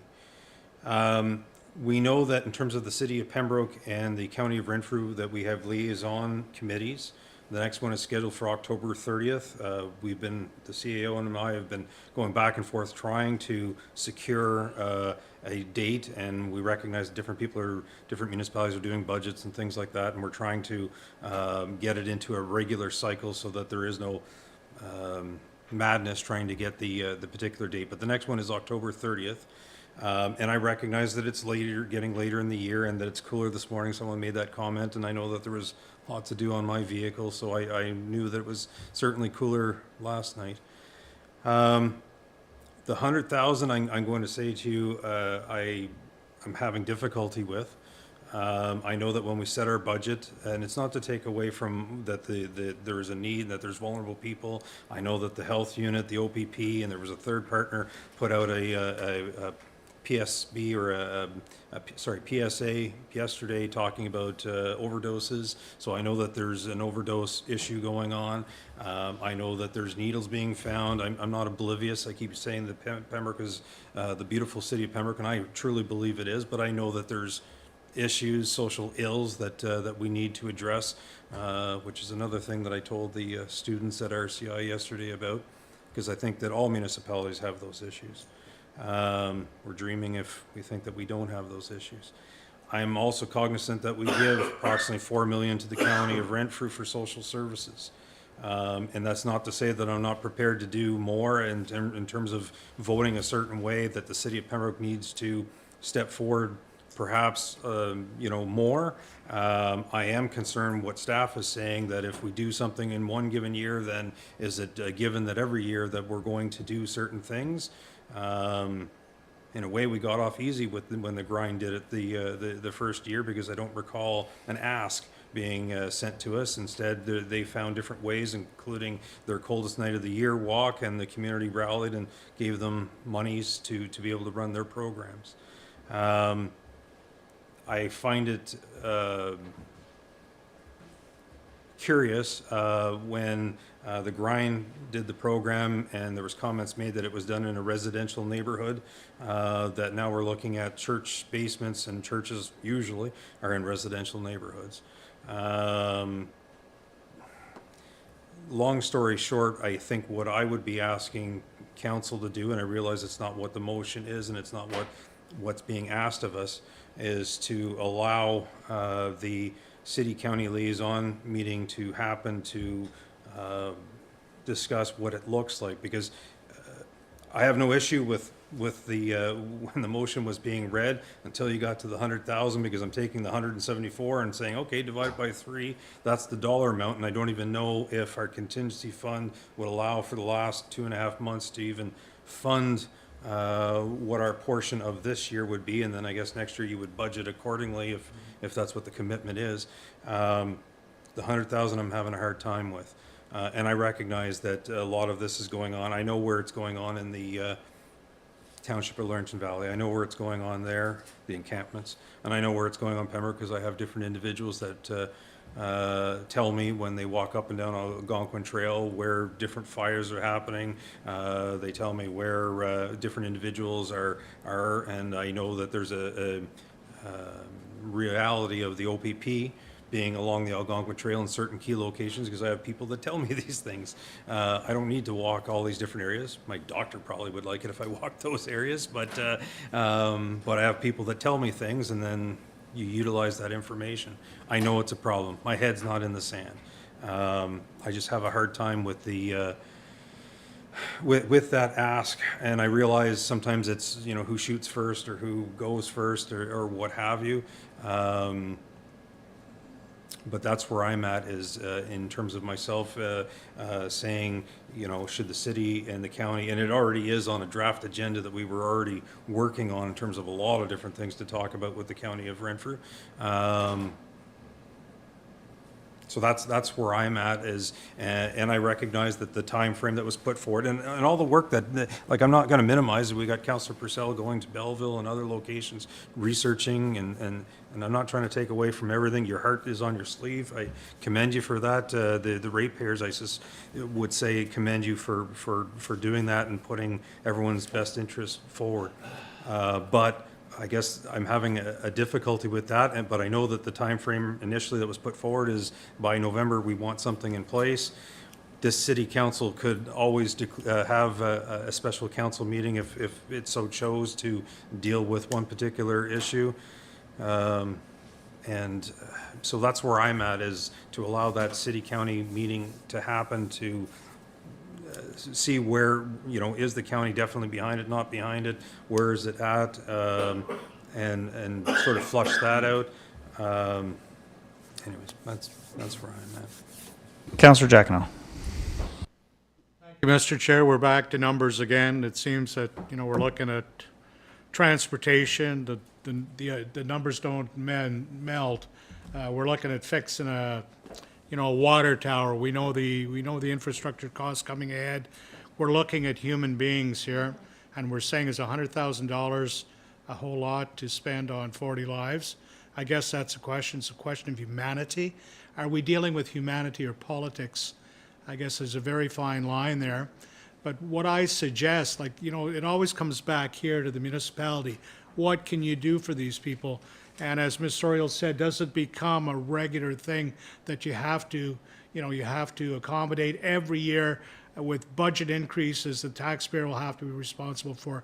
What is our role as a council, and what is our role as human beings? I guess that is the question. I say to you as members of council, There are 35 churches in our area. You know, and if you were to divide 35 churches into $174,000, that's $4,700. It's $90 a week. It's $12 a day. Why can the churches corporately not come together? They're dealing in humanity. They're dealing in, I don't want to get into the religious aspect, with kindness or how we should treat each other as human beings. Is that is it a political thing? Yes, it is, and yes, and no, it isn't. Churches should be in here, and I know there are people in the congregation tonight, but there are 35 churches in our area. JoinMyChurch.com, it'll tell you. Those churches, many of them have raised $35,000 for refugee families to come here. 35 grand for one family. We're looking at, 44 people at $12 a day.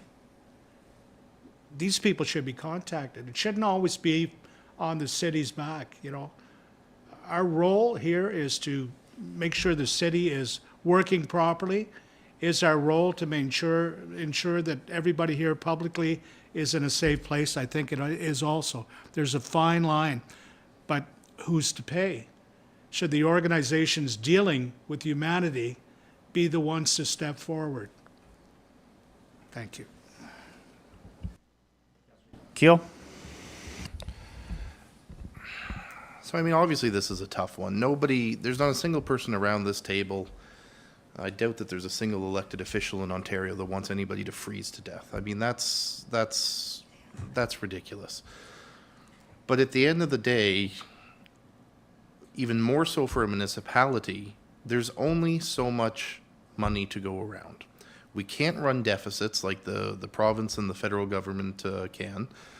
I mean, there's so many questions that I have about this program. Number one, if anyone thinks that I'm going to be voting for $15,255 in imitation leather recliners, they haven't come across me yet. The grind, and I will say this along with the mayor, the grind internally ran a very successful program last year. There were some external concerns, but internally it was a very successful program. They didn't have imitation leather recliners at the grind. I'm not paying for that. I don't think taxpayers would be happy to pay for that. The security, I guess we're saying that there's a potential that the security costs, well, it sounds like they could either increase or decrease depending on volunteers from the college or whatnot. The $100,000 just to me seems as though it's an arbitrary number. I'm assuming it's not calculated based on population and things like that. I'm not even sure. I'm not sure anybody has said where the $100,000 is coming from, other than potentially the contingency, and maybe somebody can speak to that. I am worried that this sets a precedent. While one of the members was talking, I was reminded that the county got a $3.5 million investment this year as part of Ontario's homelessness prevention and Indigenous support housing program, nearly double what they got last year. And I certainly understand that some of that money is, it's being used to go into building actual units and whatnot, but should maybe 100,000 of that not come, or 200,000 of that not come to think about an out of the cold program? At the end of the day, I know that I'm not gonna harp on the county. I know they have a wait list that's maybe the deputy mayor can remind me how long the wait list is. 13,000. So obviously this provincial money is not going to fully take care of the wait list. So knowing that it's not going to fully take care of the wait list, can we not recognize that maybe we need to set some money aside to take care of the homelessness in the winter and get them out of the cold? So I'm not swayed that putting $100,000 is entirely the city should be on the city's shoulders. The city didn't spend anything last year, and obviously groups came together and funding came together. The city, again, nobody around this table wants anybody to freeze to death. But I guarantee you, if we opened the doors at the next council meeting and said, bring to us some of your deepest health concerns or whatnot, I mean, we could be getting asked for millions of dollars in life and death matters. We have residents in the city of Pembroke that, that don't have prescription drug coverage. Are we gonna get into a prescription drug program in the city? Of course, the answer is no. Everybody around this table just looked up at me like, no. So look, I'm not opposed to helping the homeless. I don't want anybody to freeze to death. But how this has come to us and the amount of money, the way that it's come to us, I'm just not swayed that the number makes sense. I'd be happy to hear a more detailed plan, and I think perhaps that's what the mayor was getting at, that he would like to see this sussed out a little bit further with the county and with our partners. So today I would be a no. But can the city help? Does the city have a place to help? Yes. But I'm not in favor of what we have here tonight. I've got Councillor Frenier, then Councillor Rousseau. So, thank you, through the chair. In response to Councillor Keel's comments about we didn't give any money, and the mayor's, any money to the grind last year. It's because the county did support that program through their homelessness initiative, and Councillor Jackno sits on that committee. It was the county money, so it was us, basically. It was COVID money. And they do not have that funding this year at all. That being said, so Laura from the county, from Ontario Works, was at our last meeting discussing the warming center, and their funds, although they did increase, is because they ran out last year, so they increased, but they're already going to be at capacity. That being said, the individual that was there yesterday or Monday at our meeting said that she needs us to go to county council, and she will advocate, but she's not the money girl.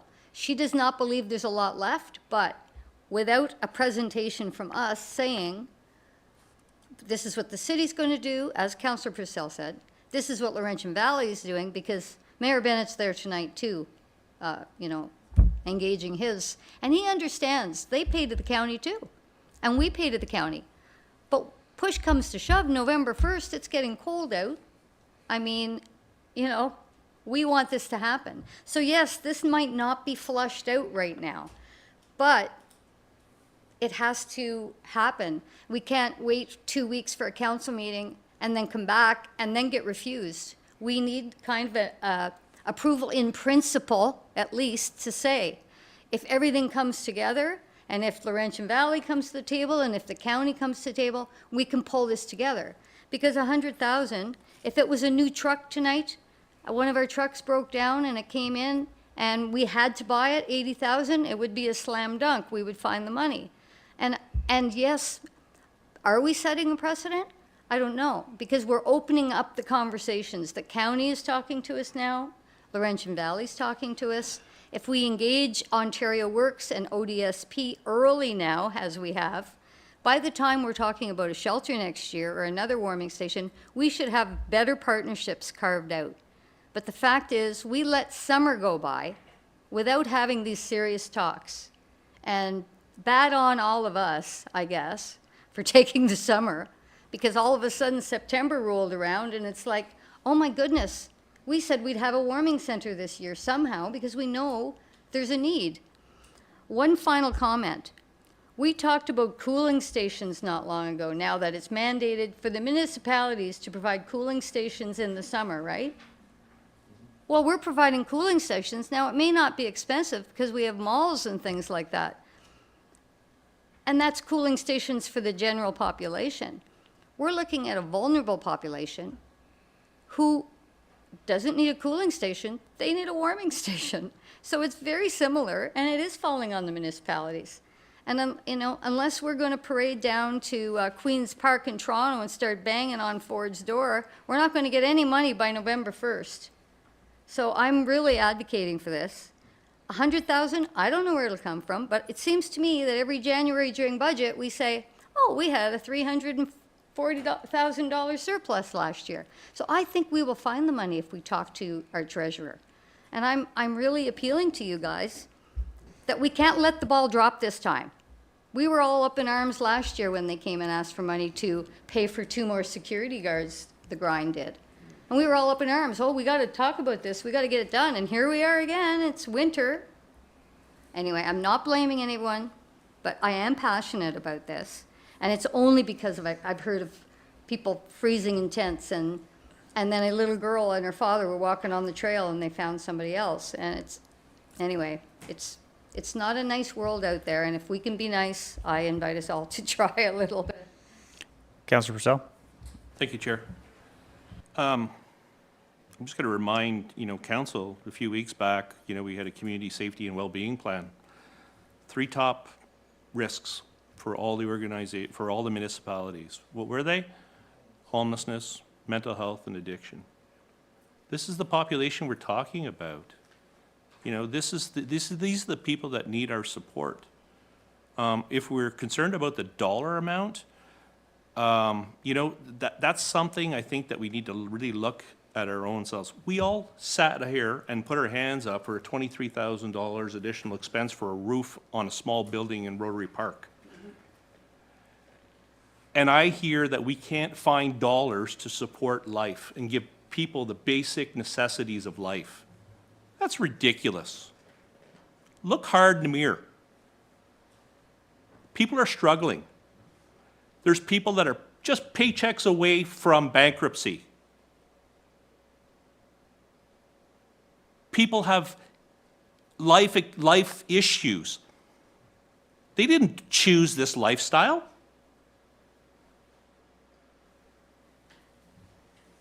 Wow, if anything, that would connect to all the various different municipalities within Renfrew County would be this. I don't know what we ended up paying our consultant to put together a safety and well-being plan, and we can't even just move forward on a little initiative in terms of providing appropriate warm place for individuals to stay overnight. I'm totally, utterly just ticked. And I hear people saying, well, where's the dollars going to come from? You just approved $23,000 for a roof, an additional expense for a roof. Let's not put the roof on. I'll get a contractor to donate the roof. Let's use that facility. Come on. All I'm asking is that we declare a homeless emergency. That's the first ask, okay? For this council tonight to declare a homeless emergency. We have it. We have 44 individuals plus more. And I know you probably already seen some of the posts in terms of the county doing an actual count in terms of those individuals that don't have a place to go. And that number is increasing. I can tell you that right now. What we need to do is really look out for one another. That's what a community does. We're not spending $2-3 million on this initiative. It's $100,000, and we can do it without precedence. We do it all the time. We negotiate without precedence. And I think it's an opportunity. Somebody's got to lay their cards down on the table. Somebody's got to say, hey, we're in it. We're going to help. And you know what? Maybe we can only help this year, but we need to find and sit together and come up with a long-term solution that we can support these individuals. And I think this is the first step. Then let's cancel the roof project and take the $23,000 and support those individuals. Why don't we do that? I mean, the roof could wait till next year. I don't know. But these are some of the questions that I have. And it's like, all I'm asking is that we present a council to, when I say council, in terms of the Renfrew County Council, so that way we can kind of bring forward this initiative. I've been talking to a lot of the members in terms of the council, and they're very supportive. Mayor Nicholson, Mayor Grills, very supportive. Mayor Bennett, very supportive. Today I requested to get, just some contact information from our CAO and the CAO of the Renfrew County, because I want to send them some information, an information package, so they really understand the depth of this problem that Pembroke's having. And not only law, if you don't show people the proper dignity, respect, what happens? Crime goes up. You probably see it. You sit on the police board, right? This is an investment in our community. This is an investment in the people. We have businesses downtown that are part of the pact. We have clergy that's part of the pact. They want to help. They're there to help. They're saying, we have money, we can help you. But we need to move things forward as this council and get some traction, because right now, to tell you the truth, it just feels like Councillor Laferdier and I are just spinning our wheels, not getting the traction that I think this initiative needs. So I'm begging that individuals, in terms that are watching this meeting, reach out to your representatives on this council and also Renfrew County Council, and contact them. Reach out and say how important this is. This is a social piece that we really need to provide supports for those individuals, and I think we can do it. So, enough. I can't say anymore. Deputy Mayor. Thank you. So, we know that I've always said that I have high hopes for the community safety well-being plan, to put everybody under one silo, instead of different silos. But that's going to take a while. And mental health, addiction, and homelessness, it's a very complex issue. And I had a long chat with Jennifer Dombrowski last week about, the homelessness and the mental health and, systemic cutbacks to the social programs is one of the problems that we have today.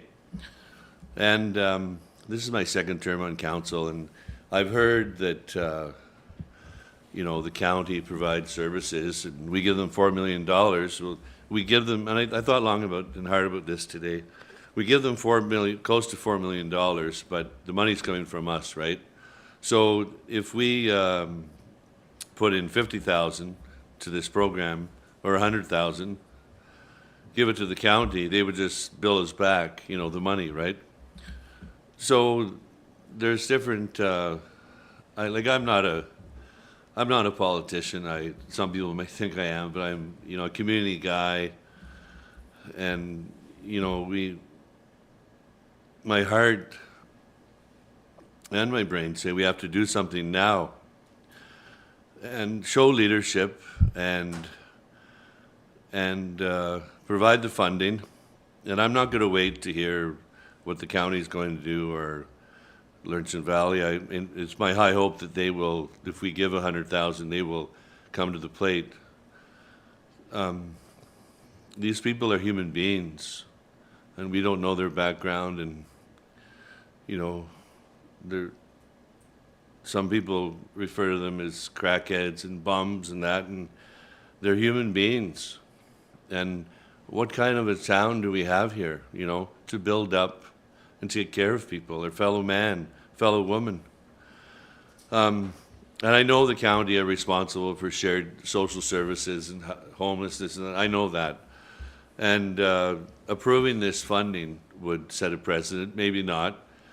So I would approve it for 1 year, and everyone come together, community safety well-being plan, and come up with a plan. And I have confidence in the task force, and I want to thank them for what they've done and to come forward. We have to do something now.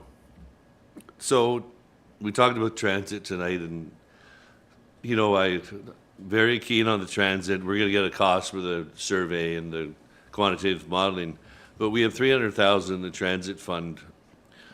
So we could take $100,000 from the transit fund, and if we have to delay transit for a few months or a year, or maybe we can move forward. Chair, point of order. Yeah. That item was tabled for discussion, and I believe I'm hearing discussion.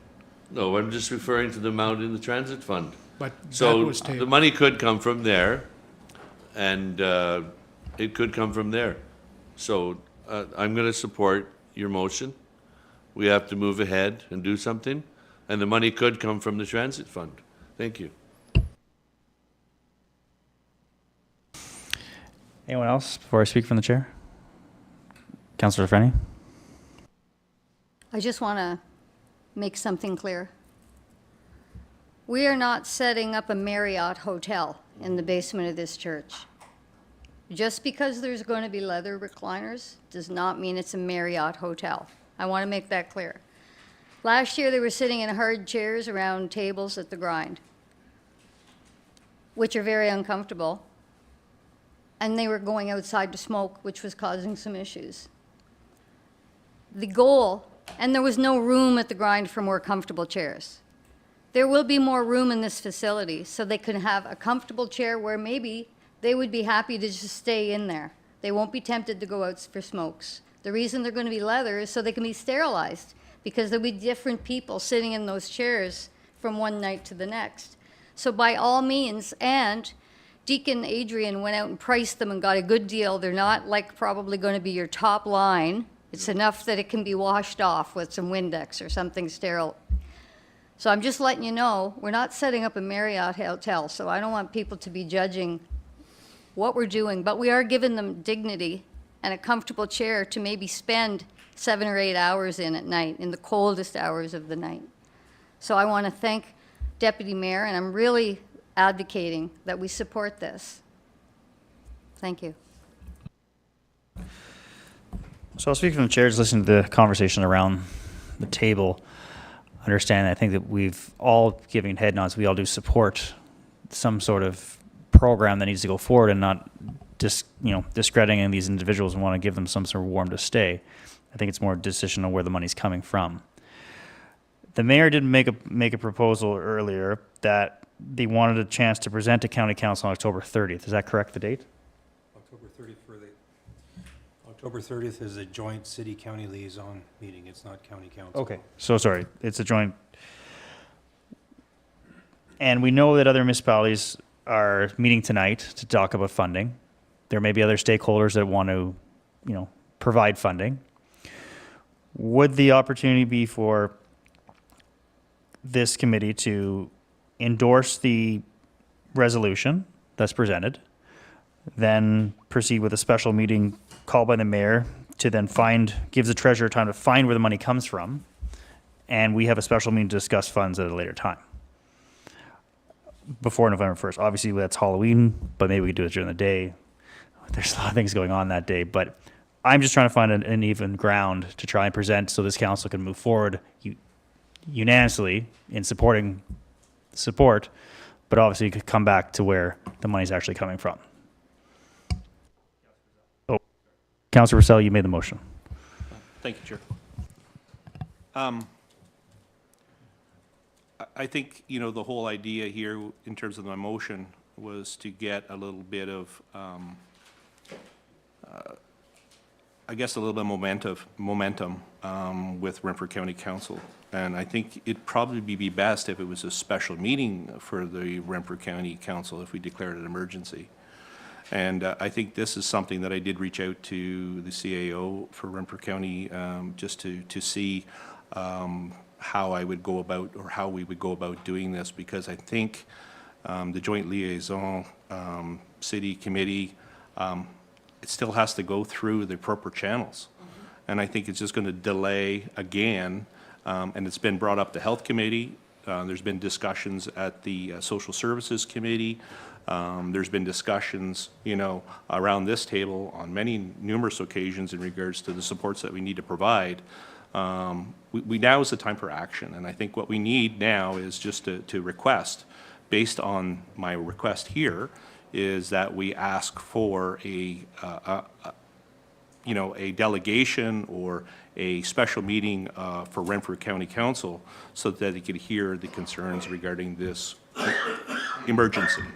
So again, the two asks were, okay, we're going to declare it a homeless emergency, and that we have approval by this council to move forward presenting in front of council in regards to the ask.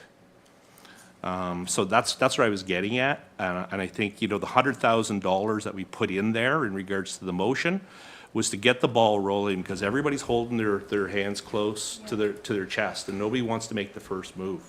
And I think if we can make the first move, I think it gets the ball rolling, and we can get a solution in place sooner than later, and eventually save lives. I did want to respond one other thing. It was in regards to the mayor's comments, in regards to, well, last year we had it at the grind, and how come they can't do it again? They've outgrown that space. The space just doesn't work for them. The grind is the first to tell you that. The grind is the ones that are coming forward and say, we can't have it at the grind this year. We need to have it at a different facility because they've outgrown the space. Last year, they had about 22 individuals that utilized it on a nightly basis. The same individuals, 22 people. That's grown significantly. And again, giving them the opportunity to sit in a pleather leather chair, not a big leather recliner, and I'll buy one. I'll donate one. And I'm sure we can get the fine residents of Pembroke and a lot of the various different organizations to donate a chair, so that people can actually stay in that chair and get, maybe doze off. I don't know. Maybe, I'm not sure. But at least have an opportunity to get a little bit of comfort. So I think that's the ask. And I think, we can do a lot better. And I think, again, if it comes down to the dollars, I know we can find this dollars. I know that we can find it. Maybe we have to go back and look at other decisions that we've made and say, maybe we don't need that roof. Let's take the $23,000 or $24,000 and defer that. Maybe we can look at, and thank you, Deputy Mayor Abdallah, for bringing that forward. It's a good suggestion. Hey, we have $300,000. There's an opportunity to really demonstrate value. So I think, I would rather see this endorsed without the dollar amount. At least that way there we can present in front of council and at least then move forward. But ideally, it'd be nice just to kind of say, hey, we're a player. We're going to come to the table. We recognize it's an emergency. This is an emergency right now because of the time of the year, and we know that there's no other place for these individuals to be housed this winter. Let's step up and really put the dollar where our mouth is. In principle. So, thank you. Councillor Keel? Well, I think Councillor Purcell is hitting the nail on the head that there's agreement everywhere else. It's the $100,000. I don't know why in the world we would negotiate publicly between councils on YouTube as being suggested. The way you negotiate is you take the CAO and you take the mayor and you put them in the room with the stakeholders, and they negotiate the dollar amounts. We're leading with our chin saying, well, we'll contribute $100,000. I'm not sold on the $100,000. There's no, it's a number plucked out of the air. And while I appreciate where I think the deputy mayor's comment was coming from, saying, well, we can take $100,000 out of the transit budget, that just goes to show you how ill-planned this thing is.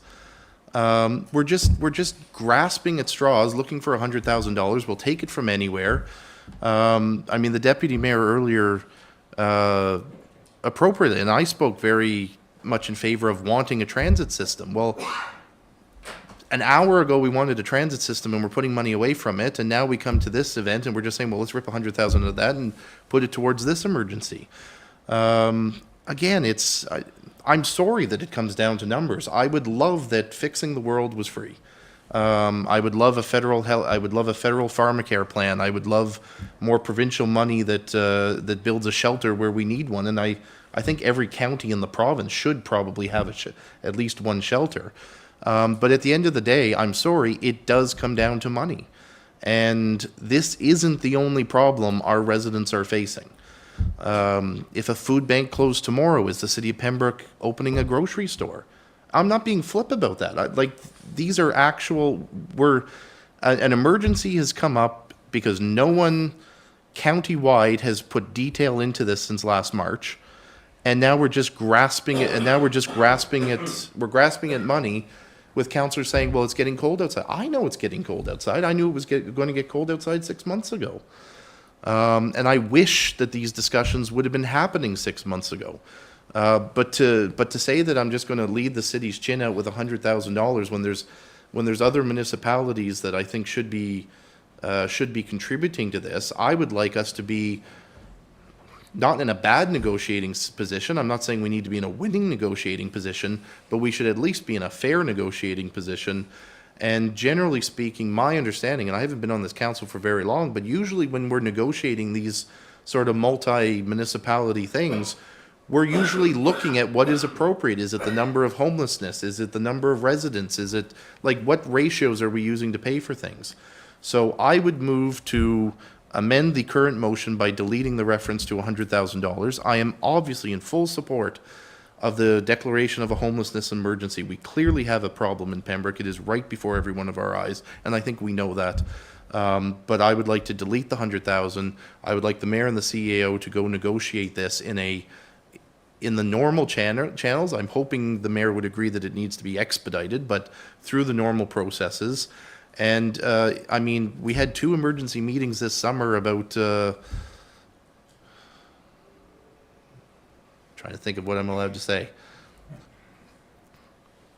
One about a litigation item and another one about a construction project. I'm assuming that the mayor, if he recognizes that this is an emergency, would have no problem calling an emergency council meeting so that we could approve the budget that he and the CAO have negotiated. So I move that we keep the resolution as is, but delete the reference to 100,000. So first, I'll acknowledge the mover of the motion, if they would be open to that. It's your motion, so you have this choice.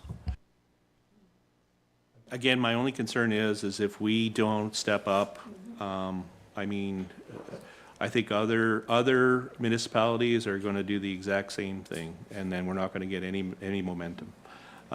You know, I hear what Councillor Keel is saying.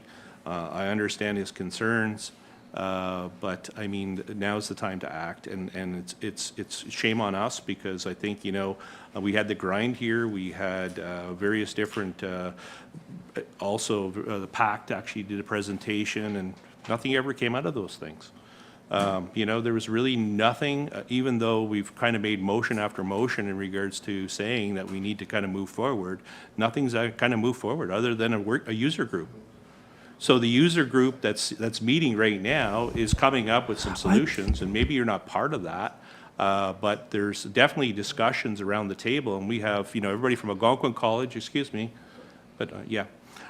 So we have discussions around, like, you know, Algonquin College is participating. We have Point of order. Clergy. I moved a motion, so the question that should be on the table is there a seconder? Further debate is not permitted unless somebody seconds the motion, or we return to the original one. I believe the original mover has the floor. Point of order, I moved an amendment to the original motion. The question should be, is there a seconder to my motion to amend the original motion? Councillor Keel is correct. There should be a seconder before discussion. Is there a seconder to the amendment of the motion? I would second it for discussion. Thank you. Then I'll put it back to Councillor Purcell to finish his thoughts. Certainly, thank you. I kind of lost my train of thought there. But yeah, so I think, you know, if we back down in regards to putting a dollar amount, I think then we're into another issue. But I mean, as long as we can kind of get a little bit of traction with the county, you know, really coming up, we have some decent stakeholders that are really engaged, that are really looking out for the best interests of the population that we're talking about. So I think, you know, at least if we can move forward with that, but I do think it'd be nice to have it, you know, escalated to the point where there's a special meeting of the entire council. Councillor Frenier? So Councillor Purcell put it quite well. Everyone Mr. Chair, which motion are we speaking to? We're still discussing the original. Like, the amendment. I don't think, We're discussing the amendment right now. well, the amendment to me doesn't work because of the same reasons Councillor Purcell said. This group was looking at everyone to go in their direction, come back. So collecting berries. Everybody go back to their respective groups, collect the berries that they are willing to provide, come back, and we will see how many berries we have in our pot. And that's what we're here to do tonight, not to have another meeting to talk about how many berries we can put in the basket. We're just politicking here.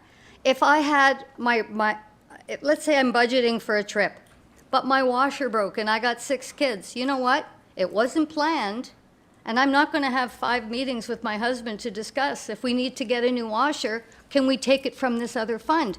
It needs to be fixed because the laundry's piling up.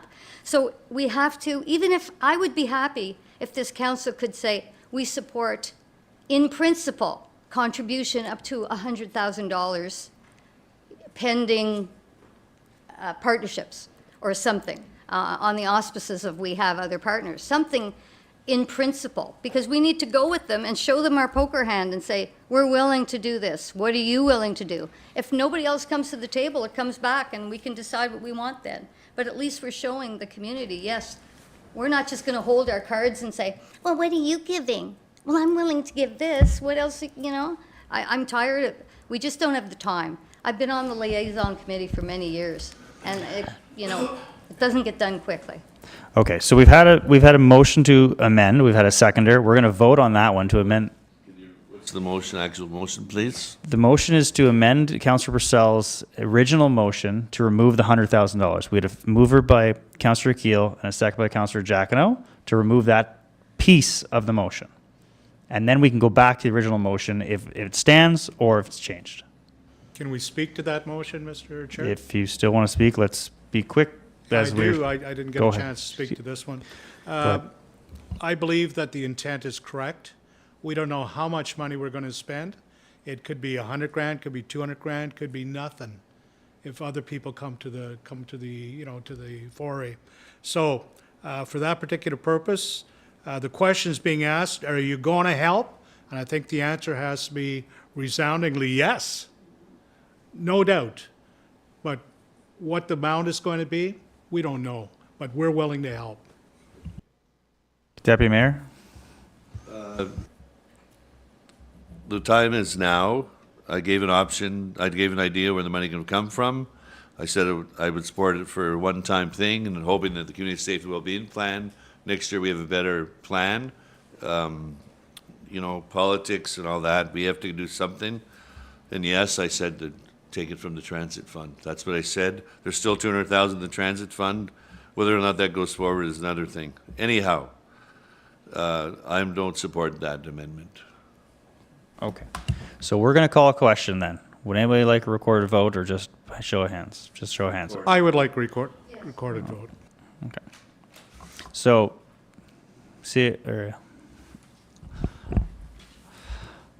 on the amendment to remove the 100,000.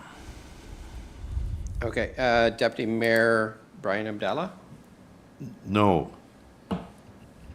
Councillor Ed Jacquinot, Yes. Councillor Ian Keel, Yay. Councillor Pat Lafreniere, No. Councillor Andrew Plummer, Yay. Councillor Troy Purcell, Mayor Ron Gervais. Yay. So the yeas are 4, the nays are 3, so the amendment passes. Okay. Now we've gone around the table a bunch of times. Now we're going to vote on Councillor Purcell's motion as it's been read. We all understand the motion. Did you would like to reread it? Would you like me to reread it? Clarify, please. Take it- We just amended it already. Well, No. we just amended the $100,000. So, the motion supporting homeless emergency and requesting financial support for warming center, whereas homelessness is a critical issue affecting the residents of Ontario, and particularly during the winter months, individuals experiencing homeless face increased risks to their health and safety due to the extreme cold temperatures. Whereas the provision of a warming center and access to a warm spaces is essential in addressing the immediate needs of individuals experiencing homelessness, ensuring their well-being and preventing harm caused by exposure to severe weather conditions. Whereas the municipality of the City of Pembroke recognizes its responsibility to protect the health and safety of all its residents, including those without stable housing. Whereas the Renfrew County Council has the capacity to provide financial support for establishing and operating a warming center within the City of Pembroke, which would offer safe and warm space for individuals experiencing homelessness during cold weather emergencies. Therefore, be it resolved that the municipality of the City of Pembroke declares a homelessness emergency to address the urgent need for a warming center and support for individuals experiencing homelessness during cold weather months. The Council of the City of Pembroke requests financial support from Renfrew County Council to establish and operate a warming center within our municipality to provide refuge for individuals experiencing homelessness during extreme weather conditions. The City of Pembroke commits to working collaboratively with Renfrew County Council local community organizations, and relevant stakeholders to develop a sustainable funding model for the ongoing operations of the warming centre. The Council of the City of Pembroke authorizes a representative or representatives to appear before Renfrew County Council advocating for their financial support in establishing the warming centre and highlighting the urgent need to address homelessness within our municipality. I've stroked out the request for the $100,000 in terms of funding. So then it says, be it further resolved that the City of Pembroke will communicate this motion to Renfrew County Council, local community organizations, and relevant stakeholders to foster collaboration and garner support in addressing homelessness and ensuring the well-being of all residents. Moved by myself and seconded by Councillor Lafreniere. Recorded vote, Mr. Chair. Okay. Okay, Deputy Mayor Brian O'Della, Yes. Councillor Ed Jackno, Yes. Councillor Ian Keel, Yay. Councillor Pat Lafreniere, Yes, reluctantly. Councillor Andrew Plummer, Yay. Councillor Troy Purcell, Yes. Mayor Ron Gervais. Yay. The yeas have it. Motion passes. Okay. So that deals with warming centers. We'll go back to A, which became B. So energy consumption and greenhouse gas emissions report.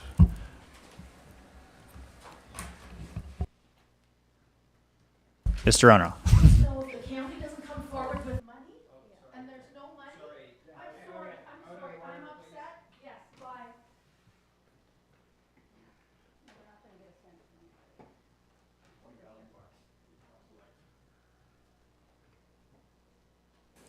Okay, so this is our annual report to the government in regards to the energy consumption and greenhouse gas emissions. So this is done under the requirements under Regulation 397-11. And so just a note, it always is 2 years behind in regards to the reporting, just because of the nature of the data that's collected. It's usually that far behind, and that's the requirement of the regulation. There's not much to add to it. If there's any questions, I'd be helpful to answer, but. Any questions? Okay, oh, yes, the mayor. I'm just wondering, Mr. CEO, I recognize it's a requirement and that's why we do it. Does it benefit somehow? Like I look at the numbers and I can see certain facilities are lower, higher and so forth, but is it to then feed into when we talk about green, climate action initiatives? Like, No, the requirement under the regulation is just to submit the documentation, the data on an annual basis.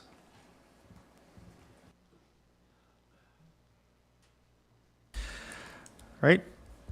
Seeing no questions, as information, we'll move on. Revise indemnification, indemnification policy. Thank you, Chair. So at the meeting on September 19th, I presented a draft of the indemnification policy, and there was a few comments that were made or requests for clarification. And so the draft document that you have attached has been amended. So the three areas that have been amended is under section 4.2.1.d to add in where the employee or member was found guilty. So in regards to that clause, let's scroll down to it. So that's an action or proceeding involving sexual misconduct where the employee or member was found guilty. The second item that was added was under section 4.5 of the agreement to describe the agreement and reimbursement. So there was mention of the agreement, but there wasn't any details in what the agreement would entail. So that is added, and also the reimbursement. And then also the final one was under section 4.7 was added to allow the employee or member to choose their own lawyer. So in the previous draft, it was all in the written such that the corporation chooses the lawyer, and so now it allows the opportunity for the employee or member to choose their lawyer. Councillor Keel? Just in the one before us, Mr. CEO, 4.7 and 4.8, is that the version we're wanting in front of us?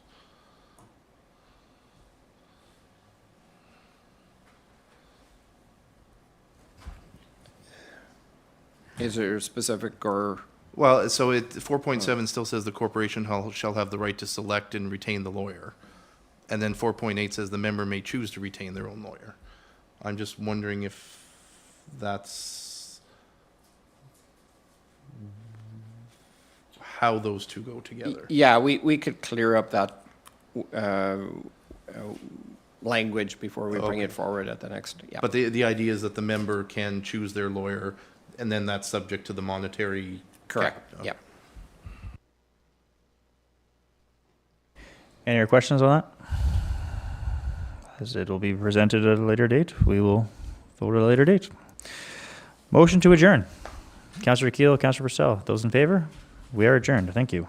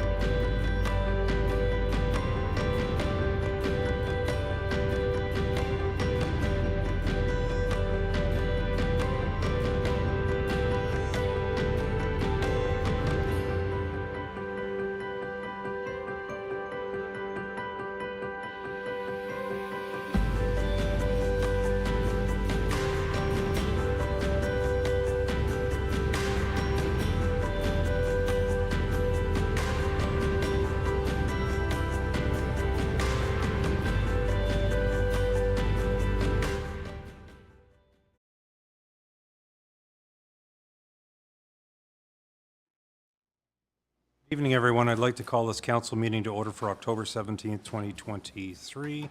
I'd ask that everyone please take a moment and stand for an opening prayer or reflection. Before opening this meeting of council, I would ask those who wish, each in your own way, silently join in a prayer of guidance over these proceedings.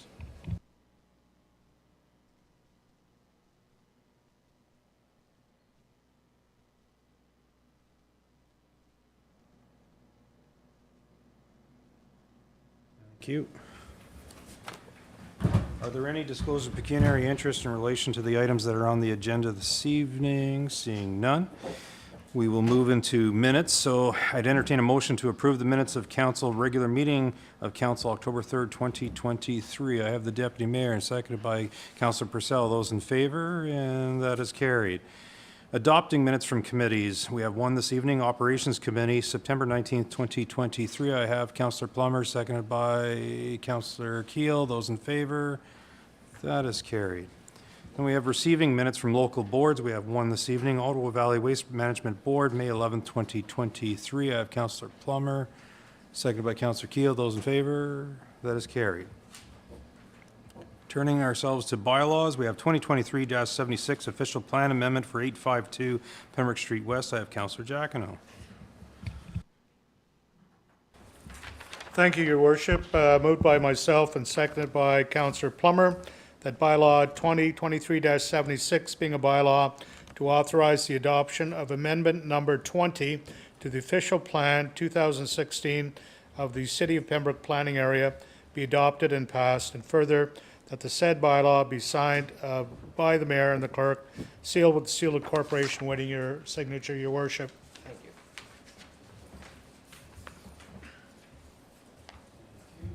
Moved by Councillor Jacquinot, seconded by Councillor Plummer. The bylaw 2023-76, a bylaw to authorize the adoption of amendment number 20 to official plan 2016 of the City of Pembroke planning area be adopted and passed, and further that the said bylaw be signed by the mayor and clerk and sealed with the seal of the corporation. Councillor Jacquinot.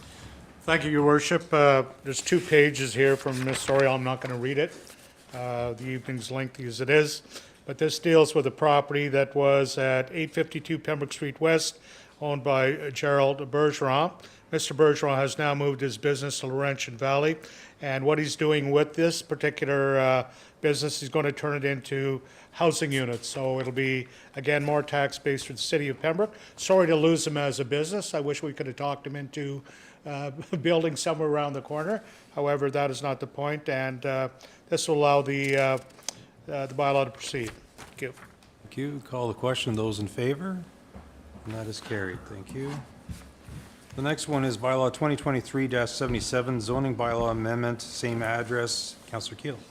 Moved by myself, seconded by Councillor Andrew Plummer, that bylaw 2023-77, a bylaw to authorize the amendment of zoning bylaw 2020-05 regarding 852 Pembroke Street West be adopted and passed, and further that the said bylaw be signed by the mayor and clerk and sealed with the seal of the corporation.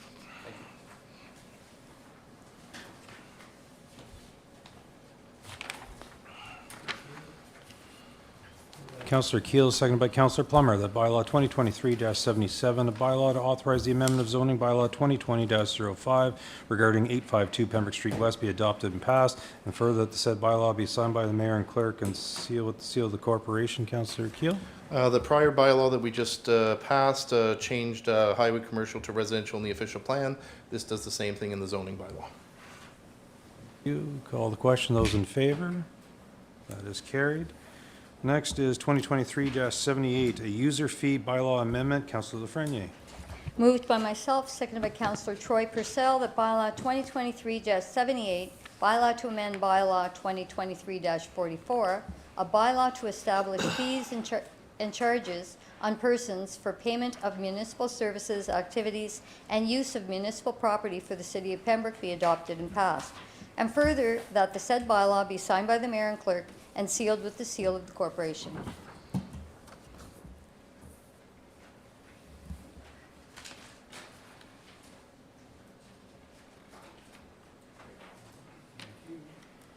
By Councillor Lafreniere, seconded by Councillor Purcell, that bylaw 2023-78, a bylaw to amend bylaw 2023-44, a bylaw to establish fees and charges on persons for payments of municipal services, activities, and use of municipal property for the city of Pembroke be adopted and passed, and further that the said bylaw be signed by the mayor and clerk and sealed with the seal of the corporation.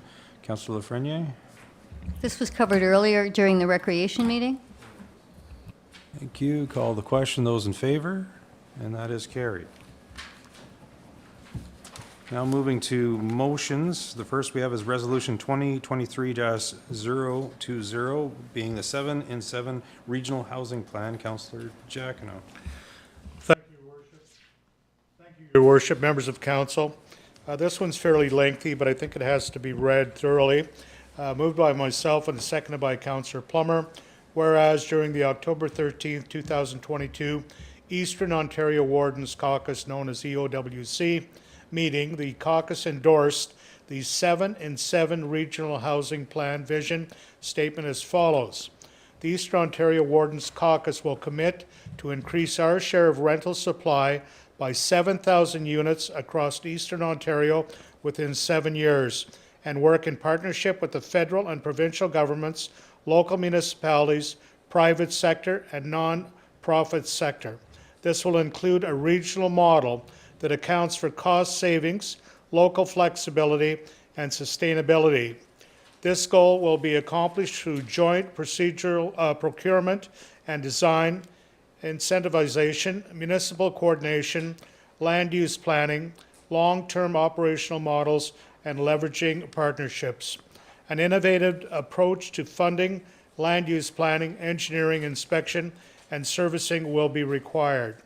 And whereas there are approximately 12 to 14,000 community rental housing units needed to address the municipal waitlist across the Eastern Ontario region, and approximately 1,500 units are in Renfrew County, and whereas the Eastern Ontario Wardens Caucus region's average wait time for community housing is almost 5 years across all unit types and as high as 10 years for some units.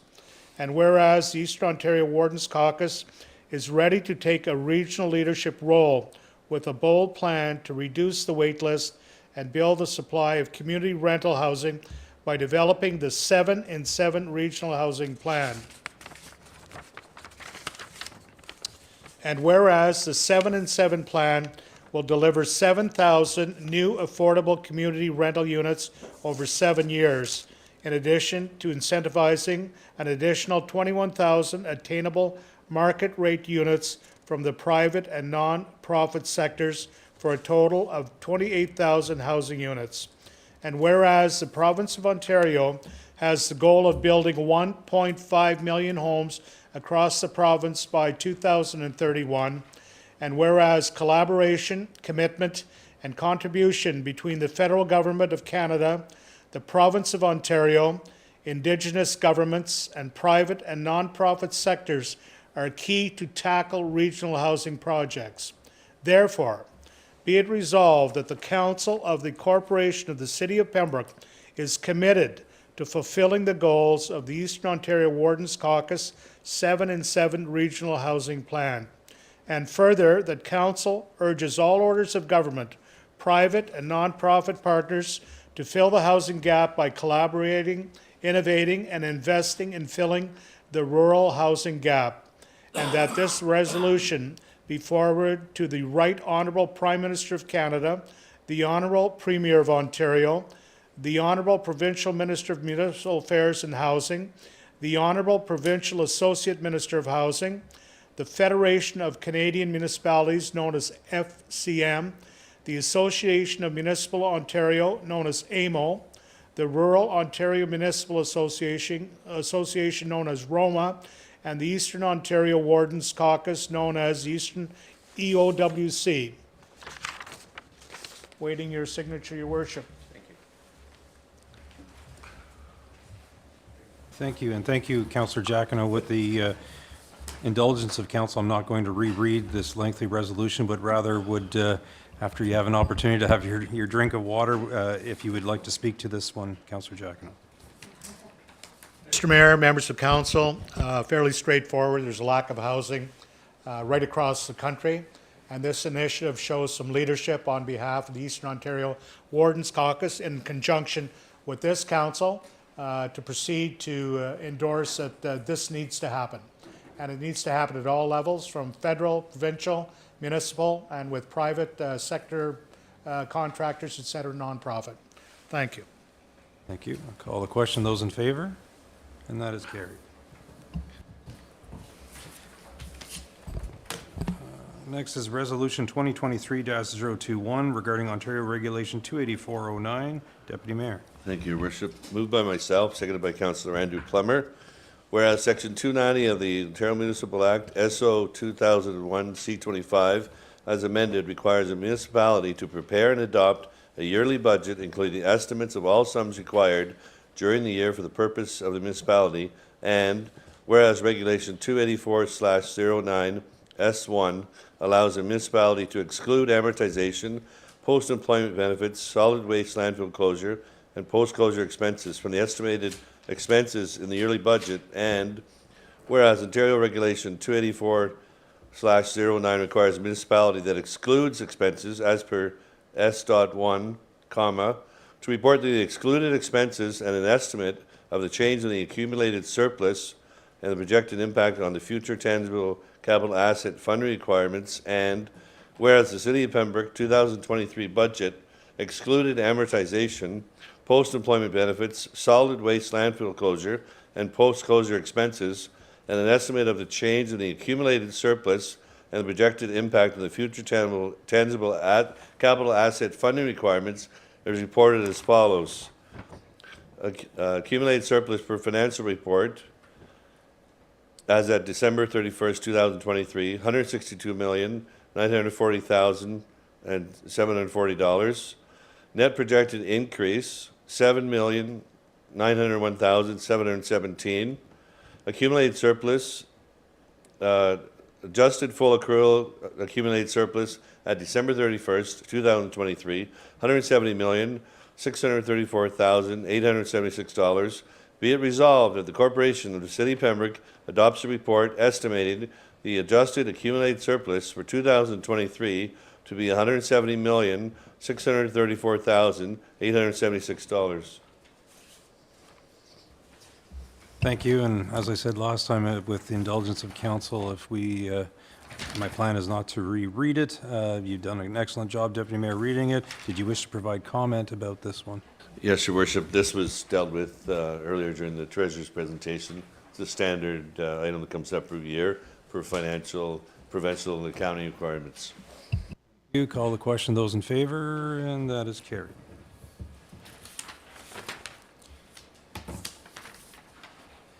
For Mayor's Report, good evening, everyone. It's my pleasure to bring to you my Mayor's Report. As I stated at the last council meeting, with fall upon us and the increased risk of flu and COVID, I would ask everyone to be mindful of this and do their part in helping to reduce the risk. Please be respectful when attending different locations and follow their policies and procedures as they vary from location to location. This week is Small Business Week. Small businesses are the backbone of our regional economy. Please consider attending one of the many events being held by the City of Pembroke. Please check out the City of Pembroke webpage, social media, for more details of events, resources, and helpful information. Support local where possible. Regarding invitations and appearances, on October 5th, the CAO and I attended the Renfrew County District Health Unit monthly information session. The sessions are always very informative and allow us to exchange information not only with the health unit, but with other mayors as well. It was my pleasure to attend the open house of the Pembroke Fire Department on October 7th. Our fire department provides professional service to our community and truly keeps us safe. It is nice to see the chief, firefighters, Sparky, members of council, and so many members of the public as this year's event, regardless of the weather. I believe this year was the biggest turnout I've ever seen, and thank you to the entire fire department for keeping us safe. On October 7th, I had the pleasure to attend the grand opening of J&E's Board and Saucy together with the Deputy Mayor, Councillor Keel, and Councillor Jacquino. A truly terrific restaurant located at 185 Pembroke Street East. Please welcome the owners, Jeremy and Alyssa, to the Pembroke business community. Please support J&E's as they serve our community with great food and great service. On October 10th, I had the pleasure of meeting with Deborah Woodfine of the Phoenix Center and Monique Yashensky of the Robbie Dean Center and received the flag for World Mental Health Day. As we all know, we are a community, as a community, we recognize the issues of mental health, so much so that we identified it in the Community Health, Safety and Wellbeing Plan. On the 14th, I had the pleasure of attending Oktoberfest 2023 at the Germania Club. It's nice to get together with so many great people and celebrate after a number of years of being prevented from doing so. I understand that there's a number of members of council that attended, which showed the support of council, which is significant for this cultural icon. It was a true honor to tap the keg. Prost. Later that day, I had the pleasure to attend Spooky Movie Night at Skylight Drive-In. I had the fun of judging with His Worship Bennett, judging various pumpkins. Attendees spent considerable time carving a lot of these pumpkins. I was most impressed. Great work to Township of Laurentian Valley and Pembroke for working together on this great event. On October 15th was the Pembroke Lumber Kings game against the Brockville Braves. This marked the end of Fire Prevention Week, and Sparky and I had the pleasure to drop the puck. Please remember to be fire safe all year long. The Kings won, which is always good news, and go Kings go. On October 16th, yesterday I attended Renfrew Collegiate Institute to speak with Miss Mottershead's students about municipal government. The students were very engaging. It's always a pleasure to meet with new people and have conversations with them. Based upon the questions raised and the respectfulness of those students, we're in good hands.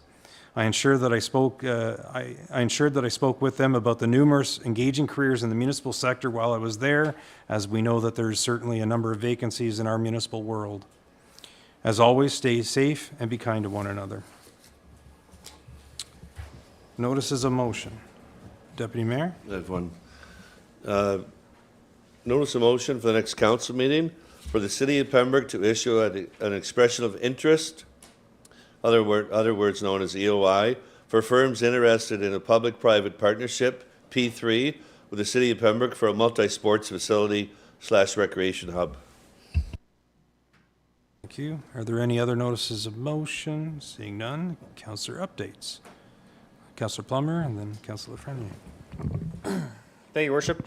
An update from the Ottawa Valley Waste Recovery Center. So our current general manager is retiring. There is should be retiring at the end of December. The job posting is going out early October, both internally and externally. They'll be receiving applications, and a new candidate will we will conduct interviews with the hiring committee. Anticipated offer would be made to a successful candidate by the end of November. And a few big changes coming along at the Ottawa Valley Waste Recovery Center as well. The board approved the execution of a lease agreement with Eterna Environmental, as well as bill of sale agreement for the purchase of recycling processing equipment in the center. This is related to the local municipality transitioning from full extended producer responsibility, where they will no longer be responsible for providing recycling services. Recycling of products and packaging will no longer be responsibility, and it will be the responsibility of the producers of the material that will be placed in the recycling bins across Ontario.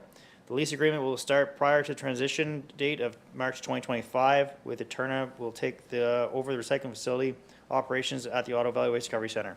So just further to that, we still are recycling. You know, that's not, don't be worried about that. People can still put their material in the recycling bins right up until 2025, and it will continue after that. This is just a change from the, where the municipalities are allotted to collect the recycling. It's now producer-based, so a company, the Eterna, is now going to be in there, and they are going to process the material and then ship it out, so it won't be the responsibility of the center anymore.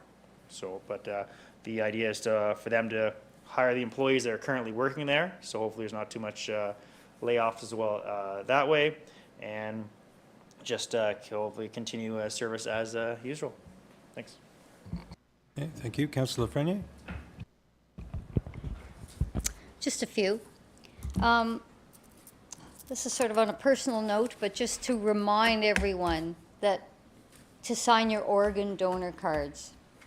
Many lives are lost every day, and by signing their organ donor cards, maybe they save up to 5 other lives when they lose their life. 8 years ago today, an organ donor saved my husband's life.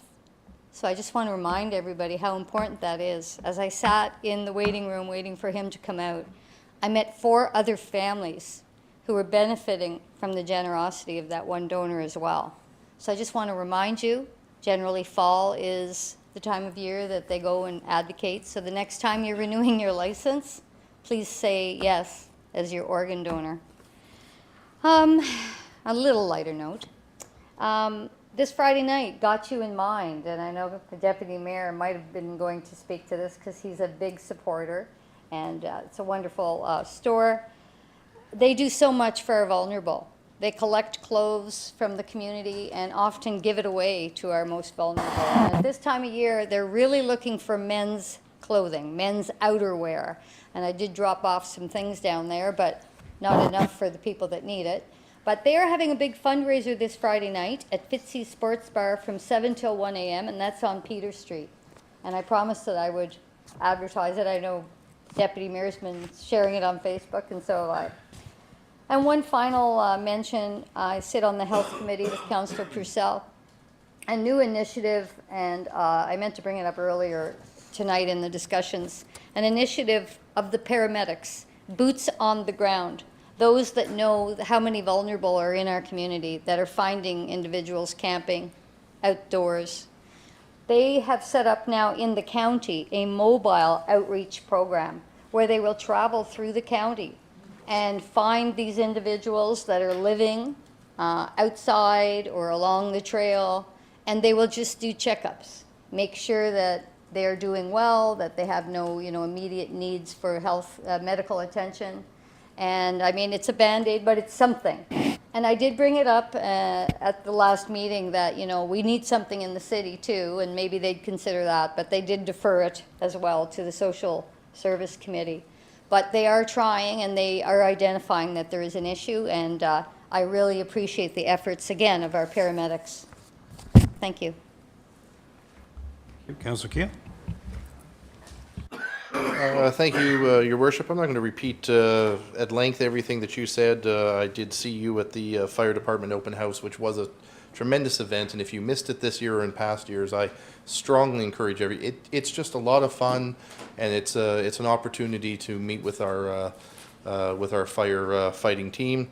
Also, the opening of J&E's Board and Saucy. The only reason I'm going to mention that is because it is also the after party for the Veterans Concert coming up on November 4th. As I said in our last council update, but I'm going to take a moment to do it again, the Veterans Concert on November 4th, tickets are $30. They can be purchased online at my office here in Pembroke, at Mary Brown's and Milano's in Petawawa soon. They're not there yet, but they will be there. This concert is going to be a mix of ceremony, 4 musical acts, all of which are serving members, retired members, or the spouse of such members. So I really encourage, and I hope everyone will turn out. 100% of the costs have been covered by sponsors, and 100% of the proceeds are being divided between the Pembroke and Petawawa Legion. So I certainly hope that there will be good turnout for that on November 4th. Harvest Fest, I was able to attend that downtown. Thank you to the PBIA for bringing us yet another event, and it certainly was interesting because the weather sort of turned from summer right into fall. So it was an interesting time to be outside that day. Oktoberfest, I will be honest with you, and this is rather unfortunate for the name Kiel. This was my first Oktoberfest. I will never miss another one. I don't care if there's COVID, I will host one. This was such an amazing cultural event. And of course, Germans, Poles, a lot of Eastern Europeans, for those that don't know their history, were settled here in the Ottawa Valley.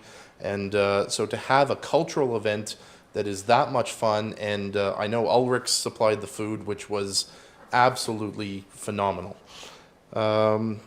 Also on that Saturday, so I had 3 events that Saturday. I attended the opening of Bergeron Clifford Personal Injury Lawyers. So this is a firm that has some other offices here in Eastern Ontario. They have taken over Chris Kelly's firm here in Pembroke. Chris, of course, provided extraordinarily valuable legal services to many of our local residents.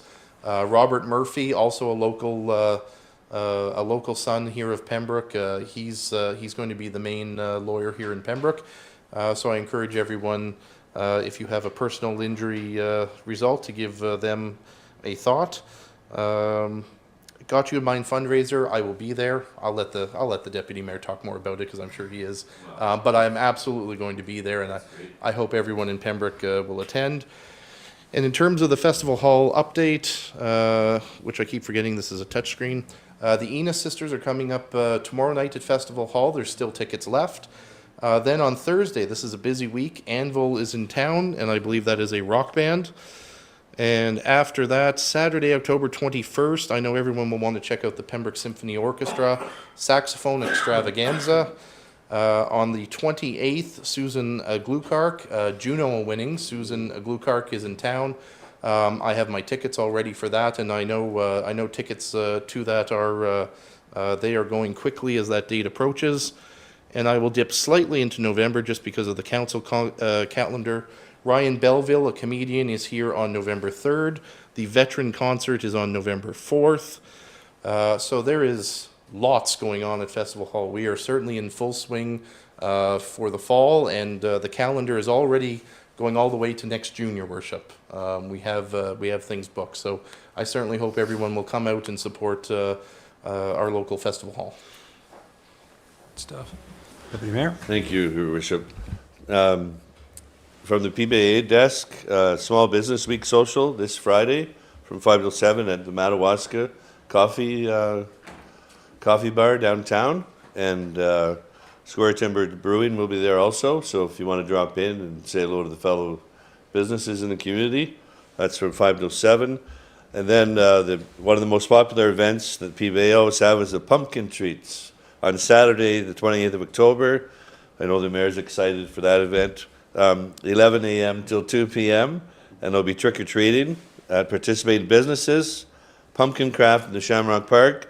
Last year, some businesses reported handing out 800 to 1,000 pieces of candy, and everyone will, there's no street closure, so we're going to have some volunteers to escort that. I just want to commend Bethia Summers, the director of the PBA, for the awesome job her and the organization committee and the volunteers did for the Harvest Festival down at the Farmers Market. And yes, it was good to meet you at the Oktoberfest. You just missed out on the Oktoberfest and sauerkraut, or did you have some? I don't know. I had some. Anyhow, oh, that's good. Okay, so Got You in Mind. We put together a great line of entertainment. This Saturday at Fitzy's 86 Sports Bar on Peter Street, the old Algonquin College pub. And we have Jake Weckworth. And I just want to thank these musicians for donating their time. Stacey Graveline, Bangers for Breakfast. They're sort of like Anvil. They played at the skateboard park a few weeks ago. Lumber X Zone, Gordy Saunier and friends. There's a big rumor around town that my wife, Mary Mercer, is going to play a few tunes. I know when I get home she will kill me, but that's okay. And Les Gagne, the Children Flamingo, he's going to be playing. So we have a full line of entertainment, $10, door prizes. Social enterprise, Got You in Mind. Blanche gets a lot of referrals from other agencies, so Friday night, yes, this Friday. Did I say Saturday? Okay, I got a lot on my mind here tonight. This Friday at 7 till 11. Yes, thank you. Anyways, Blanche gets a lot of referrals from agencies, so it's a tight budget some months, and she'll donate the clothes to the individual, and we want to commend her and her volunteers, and as we always say, Blanche and her volunteers have looked out for the community, so now it's our turn to look out for Blanche. Thank you. Any other reports? Seeing none, thank you very much for all of those reports and informing the community. Confirming bylaw, Councillor Plummer. Moved by myself, second by the deputy mayor, that bylaw 23-2023 to confirm the proceedings of the regular meeting of council of October 17, 2023 be adopted and passed, and further said bylaw be signed by the mayor and clerk and sealed with seal of the corporation. Thank you. Moved by Councillor Plummer, second by the Deputy Mayor, that bylaw 23-2023 to confirm the proceeding of the regular meeting of Council of October 17th, 2023 be adopted and passed, and further that the said bylaw be signed by the Mayor and Clerk and sealed with the seal of the corporation. Those in favour? That is carried. And a motion to adjourn, I have the Councillor Plummer and Councillor Keel. Those in favor? And we are adjourned. Thank you.